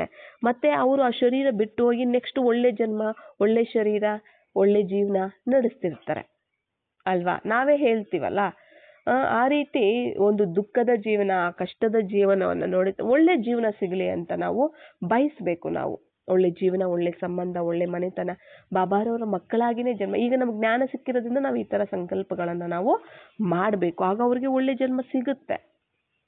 ಅರ್ಥ ಆಯ್ತಲ್ಲ. ನಾವು ದುಃಖ ಪಟ್ಕೊಂಡು ಚಿಂತೆ ನೋವಲ್ಲಿ ಇದ್ದುಕೊಂಡು ಕೊರಕೊಂಡಿದ್ರೆ ಪಾಪ ಅವ್ರೆಲ್ಲಿ ಇನ್ನೊಂದು ಜನ್ಮ ತಗೊಳ್ಳೋದು ಅಲ್ವಾ. ಅದು ಅಡ್ಡಿಯಾಗಿ ನಮ್ಮ ವೈಬ್ರೇಷನ್ ಅವ್ರನ್ನ ಸೆಳೀತಿರುತ್ತೆ ಆಯ್ತಾ. ಹೋಗಿ ಇನ್ನೊಂದು ಜನ್ಮ ತಗೊಳಕ್ಕಾಗೋದಿಲ್ಲ, ಆ ಥರ ಆಗ್ಬಿಡುತ್ತೆ. ಅದರಿಂದ ಏನು ಮಾಡಬೇಕಾಗತ್ತೆ, ನಾವು ಯಾರೇ ಒಂದು ಶರೀರ ಬಿಡಬೇಕಾದ್ರೂ ಸಹ ನಾವು ದುಃಖದ ಒಂದು ಕಣ್ಣೀರನ್ನು ನಾವು ಹಾಕಬಾರ್ದು ಅಂತ ಬಾಬಾ ಏನು ಹೇಳ್ತಾರೆ. ನೀವು ಯಾರಾದರೂ ಶರೀರ ಬಿಟ್ಟರೆ ಹಲ್ವಾ ತಿನ್ನಿ ಅಂತಾರೆ. ಹಲ್ವಾ ಅಂದರೆ ನಾವು ಹಲ್ವಾ ಮಾಡ್ಕೊಂಡು ತಿನ್ನೋ ಅಂಥದ್ದಲ್ಲ, ಆತ್ಮದ ಸ್ಮೃತಿಯಲ್ಲಿ, ಖುಷಿಯಲ್ಲಿ, ಸಂತೋಷದಲ್ಲಿ ಇರಿ ಅಂತ ಹೇಳೋದು. ಆತ್ಮದ ಸ್ವಧರ್ಮಗಳೇನಿದಾವೆ, ಸತೋ ಗುಣಗಳು, ಅವುಗಳಲ್ಲಿರಿ ನೀವು, ಆತ್ಮದ ಸ್ಮೃತಿಯಲ್ಲಿರಿ. ಅದನ್ನು ಸಂತೋಷವಾಗಿರಿ. ಯಾಕಂದರೆ ಅವರ ಆತ್ಮ ಶರೀರ ಬಿಟ್ಟಿದೆ, ಹಳೇದು ಶರೀರ ಬಿಟ್ಟಿದೆ ಇದು, ಮತ್ತೆ ಹೊಸ ಶರೀರವನ್ನು ತಗೊಳ್ತಾ ಇದೆ ಅಲ್ವಾ. ಈ ಥರ ನೀವು ಯೋಚನೆ ಮಾಡಿ ಅಂತ ಅದಕ್ಕೆ ಹೇಳೋವಂಥದ್ದು. ಅದಕ್ಕೆ ಖುಷಿ ಪಡಿ ಅಂತ ಅದಕ್ಕೆ ಬಾಬಾ ಹೇಳ್ತಾರೆ. ಸತ್ತೋದ್ರು ಅಂತ ಖುಷಿ ಪಡುವಂಥದ್ದಲ್ಲ, ಅವರು ಶರೀರ ಬಿಟ್ಟು ಹೊಸ ಶರೀರವನ್ನು, ಈ ರೋಗದ ಶರೀರ, ಹಳೆಯ ಶರೀರವನ್ನು ಬಿಟ್ಟು ಹೊಸ ಶರೀರವನ್ನು, ಬಾಲಕನ ಒಂದು ಶರೀರವನ್ನು, ಮಗುವಾದ ಒಂದು ಶರೀರವನ್ನು ತಗೊಂಡು ಹೊಸ ಜನ್ಮವನ್ನು ಅವರು ನಡೆಸ್ತಾರೆ ಅನ್ನೋ ಖುಷಿಯಲ್ಲಿ ಇರಿ ಅಂತ ಹೇಳ್ತಾರೆ. ಆದರೆ ನಾವು ದೇಹಾಭಿಮಾನದಲ್ಲಿ ಕರ್ಮಬಂಧನಗಳಿರೋ ಕಾರಣ, ಮೋಹಗಳಿರೋ ಕಾರಣ, ದೇಹದ ಮೇಲೆ ಮೋಹ ಇರುತ್ತೆ, ಮಮಕಾರ ಇರುತ್ತೆ, ಅವೆಲ್ಲ ವ್ಯಾಮೋಹ ಏನು ಮಾಡಿಬಿಡುತ್ತೆ, ನಮ್ಮನ್ನು ದುಃಖದಲ್ಲಿ ತಂದುಬಿಡುತ್ತೆ. ಹೋಗೋದಕ್ಕೆ ಅವರು ಶರೀರ ಬಿಟ್ಟಿದ್ರು ಗೋಳಾಡಿಕೊಂಡು ಕೂತ್ಕೊಂಡಿರ್ತೀವಿ ನಾವು ಅಲ್ವಾ. ಹುಟ್ಟೋದ್ರಲ್ಲೂ ಲೆಕ್ಕಾಚಾರ ಕಳೆಯೋದಿರುತ್ತೆ, ಸಾಯೋದ್ರಲ್ಲೂ ಲೆಕ್ಕಾಚಾರ ಕಳೆಯೋದಿರುತ್ತೆ. ಲೆಕ್ಕಾಚಾರ ತೀರಿಸ್ಕೊಂಡೇ ಹೋಗಿರ್ತಾರೆ ಆಯ್ತಲ್ಲ. ಅವ್ರು ಏನು ಮಾಡಿರ್ತಾರೆ, ಲೆಕ್ಕಾಚಾರ ತೀರಿಸ್ಕೊಂಡೇ ಹೋಗಿರ್ತಾರೆ. ಇವಾಗ ನಮಗೆ ಯಾರ ಜೊತೆಲಾದರೂ ಎಷ್ಟು ಲೆಕ್ಕಾಚಾರ ಇದೆ ಅಷ್ಟುವರೆಗೂ ಸಹ ನಾವು ಅವ್ರ ಜೊತೆ ಇರ್ತೀವಿ. ಲೆಕ್ಕಾಚಾರ ಮುಗೀತು ಅಂದರೆ ಬಿಟ್ಬಿಡ್ತೀವಿ, ಅವ್ರ ಜೊತೆ ಇರೋದಕ್ಕಾಗೋದಿಲ್ಲ, ಸಮಾಪ್ತಿ ಆಗ್ಬಿಡತ್ತೆ ಲೆಕ್ಕಾಚಾರ, ನಾವು ಖಾಲಿ ಮಾಡಬೇಕು ಜಾಗ. ಆ ಥರ ಇರುತ್ತೆ. ಆದರೆ ಅದು ನಮಗೆ ಗೊತ್ತಿರೋದಿಲ್ಲ ಅಲ್ವಾ. ಅದಕ್ಕೆ ಯಾವಾಗಲೂ ನಮ್ಮ ಜೊತೆಲೇ ಇರಬೇಕು, ಯಾವಾಗ್ಲೂ ನಮ್ಮ ಸಂಬಂಧ ಹೀಗೆ ಇರಬೇಕು ಅಂತ ಹೇಳಿ ನಾವು ಯೋಚನೆ ಮಾಡ್ತಿರ್ತೀವಿ. ಆದರೆ ಡ್ರಾಮಾ ಅನುಸಾರವಾಗಿ ನಡೆಯೋದಕ್ಕೆ ನಾವು ಬಿಡಬೇಕಾಗತ್ತೆ, ಒಪ್ಕೋಬೇಕು ಡ್ರಾಮಾವನ್ನು, ಹೇಗಿದೆಯೋ ಹಾಗೆ. ನಮ್ಮಿಚ್ಚದಂತೆ ಯಾರೂ ಹುಟ್ಟೋದಕ್ಕಾಗಲ್ಲ, ನಮ್ಮಿಚ್ಚದಂತೆ ಯಾರೂ ಸಾಯೋದಕ್ಕಾಗೋದಿಲ್ಲ. ಸಾವು ಬಂತು ಅಂದರೆ ಹೋಗ್ತಾ ಇರಬೇಕು, ಹುಟ್ಟಬೇಕು ಅಂದರೆ ಹುಟ್ತಾನೆ ಇರಬೇಕು, ಹುಟ್ಟಬೇಕು, ಆ ಥರ ಇದ್ದೇ ಇರುತ್ತೆ. ಅದಕ್ಕೆ ನಾವು ಯಾರೂ ಅಡ್ಡಿ ಆಗೋದಕ್ಕೆ ಆಗೋದಿಲ್ಲ. ಅದಕ್ಕೆ ಯಾರನ್ನ ಶರೀರ ಬಿಟ್ಟರು ಅಂತಂದ್ರೆ ವೈಬ್ರೇಷನ್ ಕಳಿಸಿ, ದೇವರ ಸ್ಮೃತಿಯನ್ನು ತರಿಸಿ, ಅವರಿಗೆ ಭಗವಂತನ ಸ್ಮೃತಿಯನ್ನು, ಪರಮಾತ್ಮನ ಸ್ಮೃತಿಯನ್ನು ತರಿಸಿ, ಆತ್ಮದ ಸ್ಮೃತಿಯನ್ನು ತರಿಸಿ. ಅರ್ಥ ಆಯ್ತಾ. ಈಗ ಬೆಡ್ ಪೇಷಂಟಲ್ಲೇ ಇರ್ತಾರೆ, ಆಯಿತಾ, ಬೆಡ್ ಪೇಷಂಟಲ್ಲೇ ಇರ್ತಾರೆ, ನಮಗೆ ಗೊತ್ತಿರೋದಿಲ್ಲ ಯಾವಾಗ ಅವ್ರು ಶರೀರ ಬಿಡ್ತಾರೆ ಅಂತ. 1 ತಿಂಗಳು 2 ತಿಂಗಳಲ್ಲಿ ಶರೀರ ಬಿಟ್ಬಿಡ್ತಾರೆ ಅಲ್ವಾ. ಅಂಥವ್ರಿಗೆ ಬೆಡ್ ಮೇಲೇ ಇರ್ತಾರಲ್ಲ, ಅಂಥವ್ರಿಗೆ ಆತ್ಮದ ಸ್ಮೃತಿಯನ್ನು ತರಿಸಿ ನೆನಪು ಮಾಡೋಕ್ಕೆ ಹೇಳಿ, ಮತ್ತು ಅವ್ರಿಗೆ ಆತ್ಮದ ಪರಿಚಯ, ಪರಮಾತ್ಮನ ಪರಿಚಯವನ್ನು ಕೊಡಿ.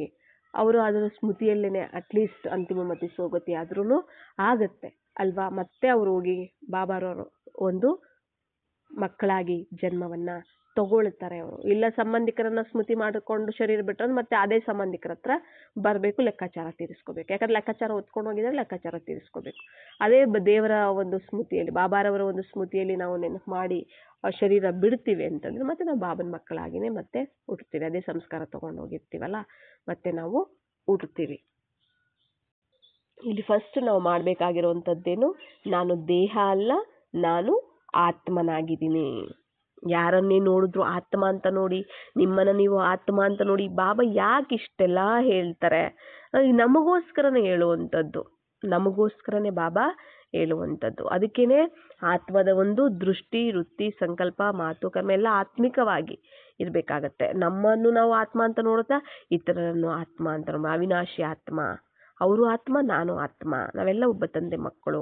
ಈ ಶರೀರ ಅನ್ನುವಂಥದ್ದು ಪಾತ್ರ ಮಾಡೋದಕ್ಕೆ ಬಾಬಾ ಕೊಟ್ಟಿರುವಂತಹ ಒಂದು ಗಿಫ್ಟ್ ಆಗಿದೆ. ಲೋನ್ ಹಾಕ್ಕೊಟ್ಟಿದ್ದಾರೆ ಶರೀರ ಪುರುಷಾರ್ಥ ಮಾಡೋದಕ್ಕೆ ಈ ಸಮಯದಲ್ಲಿ. ನಿನ್ನೆ ಒಂದು ಕ್ಲಾಸಲ್ಲೂ ಸಹ ಬಾಬಾ ತಿಳಿಸಿದ್ರು ಇದ್ರ ಬಗ್ಗೆ. ಇದೆಲ್ಲನೂ ಸಹ ಬಾಬಾ ಬಾಡಿಗೆಯಾಗಿ ಕೊಟ್ಟಿರುವಂಥ ಸಂಬಂಧಗಳು, ಶರೀರ, ಎಲ್ಲ ವಸ್ತು ವೈಭವ, ಮನೆ, ಏನೇ ಇದ್ರು, ದುಡ್ಡು ಏನೇ ಇದ್ರು, ವ್ಯಾಪಾರ ವ್ಯವಹಾರ ಏನೇ ಇದ್ರು, ಅದು ಬಾಬಾ ಈ ಜನ್ಮದಲ್ಲಿ ನನ್ನ ಶರೀರ ನಿರ್ವಹಣೆಗೋಸ್ಕರ ಮತ್ತು ಎಲ್ಲರ ಸೇವಾರ್ಥವಾಗಿ, ವಿಶ್ವ ಸೇವಾರ್ಥವಾಗಿ ನನಗೆ ಇವೆಲ್ಲವೂ ಬಾಡಿಗೆಯಾಗಿ ಕೊಟ್ಟಿರುವಂಥದ್ದು. ಈ ಸ್ಮೃತಿನೂ ಸಹ ನಮಗೆ ಇರಬೇಕಾಗತ್ತೆ. ಆತ್ಮದ ಸ್ಮೃತಿಯನ್ನು ನಾವು ಹೆಚ್ಚೆಚ್ಚಿಗೆ ಬೆಳೆಸ್ಕೊಳ್ತಾ ಹೋಗ್ತೀವಿ, ಯಾರೇ ಶರೀರ ಬಿಟ್ಟರು ದುಃಖ ಆಗೋದಿಲ್ಲ. ಆವಾಗ ನಮಗೆ ಆತ್ಮದ ಸ್ಥಿತಿಯನ್ನು ನಾವು ಜಾಸ್ತಿ ಮಾಡ್ಕೋಬೇಕು. ಬಾಬಾರವರ ಸ್ಮೃತಿಯಲ್ಲಿರ್ತಾ ಜಾಸ್ತಿ ಮಾಡ್ಕೊಳ್ತಾ ಹೋಗ್ತೀವಿ. ನಾವು ಆತ್ಮದಲ್ಲಿ ಶಕ್ತಿ ಬಂದ್ಬಿಡ್ತು ಅಂತಂದರೆ, ಆತ್ಮಾಭಿಮಾನಿಗಳಾಗೋ ಅಭ್ಯಾಸ ನಾವು ಮಾಡ್ತಿರ್ತೀವಿ ಪ್ರತಿದಿನ ಅಂತಂದರೆ, ಯಾರೇ ಶರೀರ ಬಿಟ್ಟರೂ ನಮಗೆ ಭಯನೂ ಆಗೋದಿಲ್ಲ, ಚಿಂತೆನೂ ಆಗೋದಿಲ್ಲ, ಅಳುನೂ ಬರೋದಿಲ್ಲ. ಯಾಕಂದರೆ ಆತ್ಮ ಅವಿನಾಶಿ, ಮರಣ ಇಲ್ಲ. ಅದಕ್ಕೆ ಆತ್ಮ ಹೋಗಿ ನಾನು ಆತ್ಮ, ಅವರು ಆತ್ಮ, ಅವ್ರಿಗೆ ಯಾವತ್ತೂ ಸಾವೇ ಇಲ್ಲ, ಇನ್ನೊಂದು ಜನ್ಮ ತಗೋತಾರೆ ಅಷ್ಟೇ. ಆದರೆ ನಾವು ಅವ್ರ ಮಾತು, ಅವರ ಒಂದು ನಡವಳಿಕೆ, ಅವರ ಒಂದು ರೂಪಕ್ಕೆ ಅಡಿಕ್ಟ್ ಆಗಿಬಿಟ್ಟಿರ್ತೀವಿ, ಅದನ್ನೇ ಅವರು ಅಂತ ಅನ್ಕೊಂಡ್ಬಿಟ್ಟಿರ್ತೀವಿ. ಅದರಿಂದ ಆ ಥರ ದುಃಖ ಆಗುತ್ತೆ ನಮಗೆ. ಅದಲ್ಲ, ಅವ್ರ ಆತ್ಮ ಆಗಿದ್ದಾರೆ, ಆಯಿತಾ. ಈ ಒಂದು ಅಭ್ಯಾಸವನ್ನು ನಾವು ಜಾಸ್ತಿ ಮಾಡ್ತಾ ಹೋಗಬೇಕು. ಯಾರೇ ಒಂದು ನೋಡಿದ್ರು ಕೂಡ, ಯಾರನ್ನೇ ನೋಡಿದ್ರು ಕೂಡ ಆತ್ಮ. ಅದಕ್ಕೆ ಬಾಬಾ ಅಭ್ಯಾಸ ಮಾಡಿ ಆತ್ಮಿಕ ಒಂದು ರೂಪದಲ್ಲಿ ರೂಪವನ್ನು ಧಾರಣೆ ಮಾಡ್ಕೊಳ್ಳಿ. ಆ ಸ್ಥಿತಿಯನ್ನು ಪ್ರಾಕ್ಟೀಸ್ ಮಾಡಿ ಪುರುಷಾರ್ಥ ಮಾಡಿ ಅಂತ ಯಾಕೆ ಹೇಳ್ತಾರೆ ಅಂದರೆ, ಇದಕ್ಕೇನೆ ಎಲ್ಲನೂ ಸಹ ನಮ್ಮನ್ನು ಏನು ಮಾಡಿಬಿಡುತ್ತೆ, ಮೋಹದಲ್ಲಿ ತಂದುಬಿಟ್ಟು ಏನಾಗ್ಬಿಡುತ್ತೆ, ದೇಹಾಭಿಮಾನ, ಚಿಂತೆ, ದುಃಖ, ಭಯ ಇದರಲ್ಲಿ ಆಗ್ಬಿಡುತ್ತೆ. ಮತ್ತೆ ನಾವು ಅದರಲ್ಲಿ ಶರೀರ ಬಿಡಬೇಕಾಗತ್ತೆ. ಆ ಥರ ಆಗ್ಬಿಡುತ್ತೆ. ಅದಕ್ಕೋಸ್ಕರ ಬಾಬಾ ಹೇಳುವಂಥದ್ದು. ಅದಕ್ಕೆ ದುಃಖ, ಚಿಂತೆ ಇವ್ಯಾವುದು ಮಾಡದೆ, ಅಷ್ಟು ಯಾರೇನಾದರೂ ಅಂದ್ಕೊಳ್ಳಿ, ಇವ್ರು ಅಳ್ಳಿಲ್ಲ, ಇವರು ದುಃಖ ಪಡಲಿಲ್ಲ, ಇವರು ಮನುಷ್ಯರೇ ಅಲ್ಲ, ನೋಡು ಅವರು ಕೆಟ್ಟವರು, ಆ ಥರ ಏನಾದರೂ ಅಂದ್ಕೊಳ್ಳಿ, ನಿಮ್ಮ ಭಾವನೆ ಶುಭವಾಗಿದೆಯಾ, ನಿಮ್ಮ ಒಂದು ದೃಷ್ಟಿ ಒಳ್ಳೆಯದಾಗಿದೆಯಾ, ಅವ್ರ ಬಗ್ಗೆ, ಶರೀರ ಬಿಡ್ತಿರೋರ ಬಗ್ಗೆ ನಿಮ್ಮ ಭಾವನೆ ಯಾವ ರೀತಿ ಇದೆ, ಒಳ್ಳೆ ಜನ್ಮ ತಗೊಳ್ಳಿ, ಸುಖವಾಗಿರಲಿ, ಬಾಬಾರವ್ರ ಮಗುವಾಗಿ ಜನ್ಮ ತಗೊಳ್ಳಿ, ಅವರು ಜೀವನ ಚೆನ್ನಾಗಿರಲಿ, ಆರೋಗ್ಯ ಚೆನ್ನಾಗಿರಲಿ, ಮುಂದಿನ ಜೀವನದ ಜರ್ನಿ ತುಂಬ ಸುಖಮಯವಾಗಿ ಸಾಗಲಿ ಅನ್ನೋ ಒಂದು ನಿಮ್ಮ ಶುಭ ಭಾವನೆ ಕರೆಕ್ಟಾಗಿದೆಯಾ, ಅಷ್ಟು ಸಾಕು. ಆಯಿತಾ. ಅವ್ರನ್ನ ತೋರಿಸ್ಕೊಳ್ಳೋದಕ್ಕೋಸ್ಕರ ನೀವು ಹತ್ಕೊಂಡು ಕೂತ್ಕೊಳ್ಳೋ ಅವಶ್ಯಕತೆ ಇಲ್ಲ. ಅವರನ್ನು ಮೆಚ್ಚಿಸೋದಕ್ಕೋಸ್ಕರ ನೀವು ಹತ್ಕೊಂಡು ಸುರ್ಕೊಂಡು ಕೂತ್ಕೊಳ್ಳೋ ಅವಶ್ಯಕತೆ ಇಲ್ಲ. ನೀವು ಅವರ ಒಂದು ಜೀವನ, ಮುಂದಿನ ಜೀವನ ಜರ್ನಿ ಚೆನ್ನಾಗಿರಬೇಕು ಅಂದರೆ ನಿಮ್ಮ ಒಂದು ಆಶೀರ್ವಾದ, ನಿಮ್ಮ ಒಂದು ಸಂಕಲ್ಪಗಳು, ಖುಷಿಯಿಂದ ಅವರಿಗೆ ಆಶೀರ್ವಾದಗಳನ್ನು ಕೊಟ್ಟು ಅವರನ್ನು ನೀವು ಕಳಿಸ್ಕೊಡ್ಬೇಕು ಅಲ್ವಾ. ಅದು ಅವ್ರ ಜರ್ನಿ, ಅವಾಗ ಮುಂದಿನ ಜರ್ನಿ ಅವ್ರದ್ದು ಚೆನ್ನಾಗಿರುತ್ತೆ.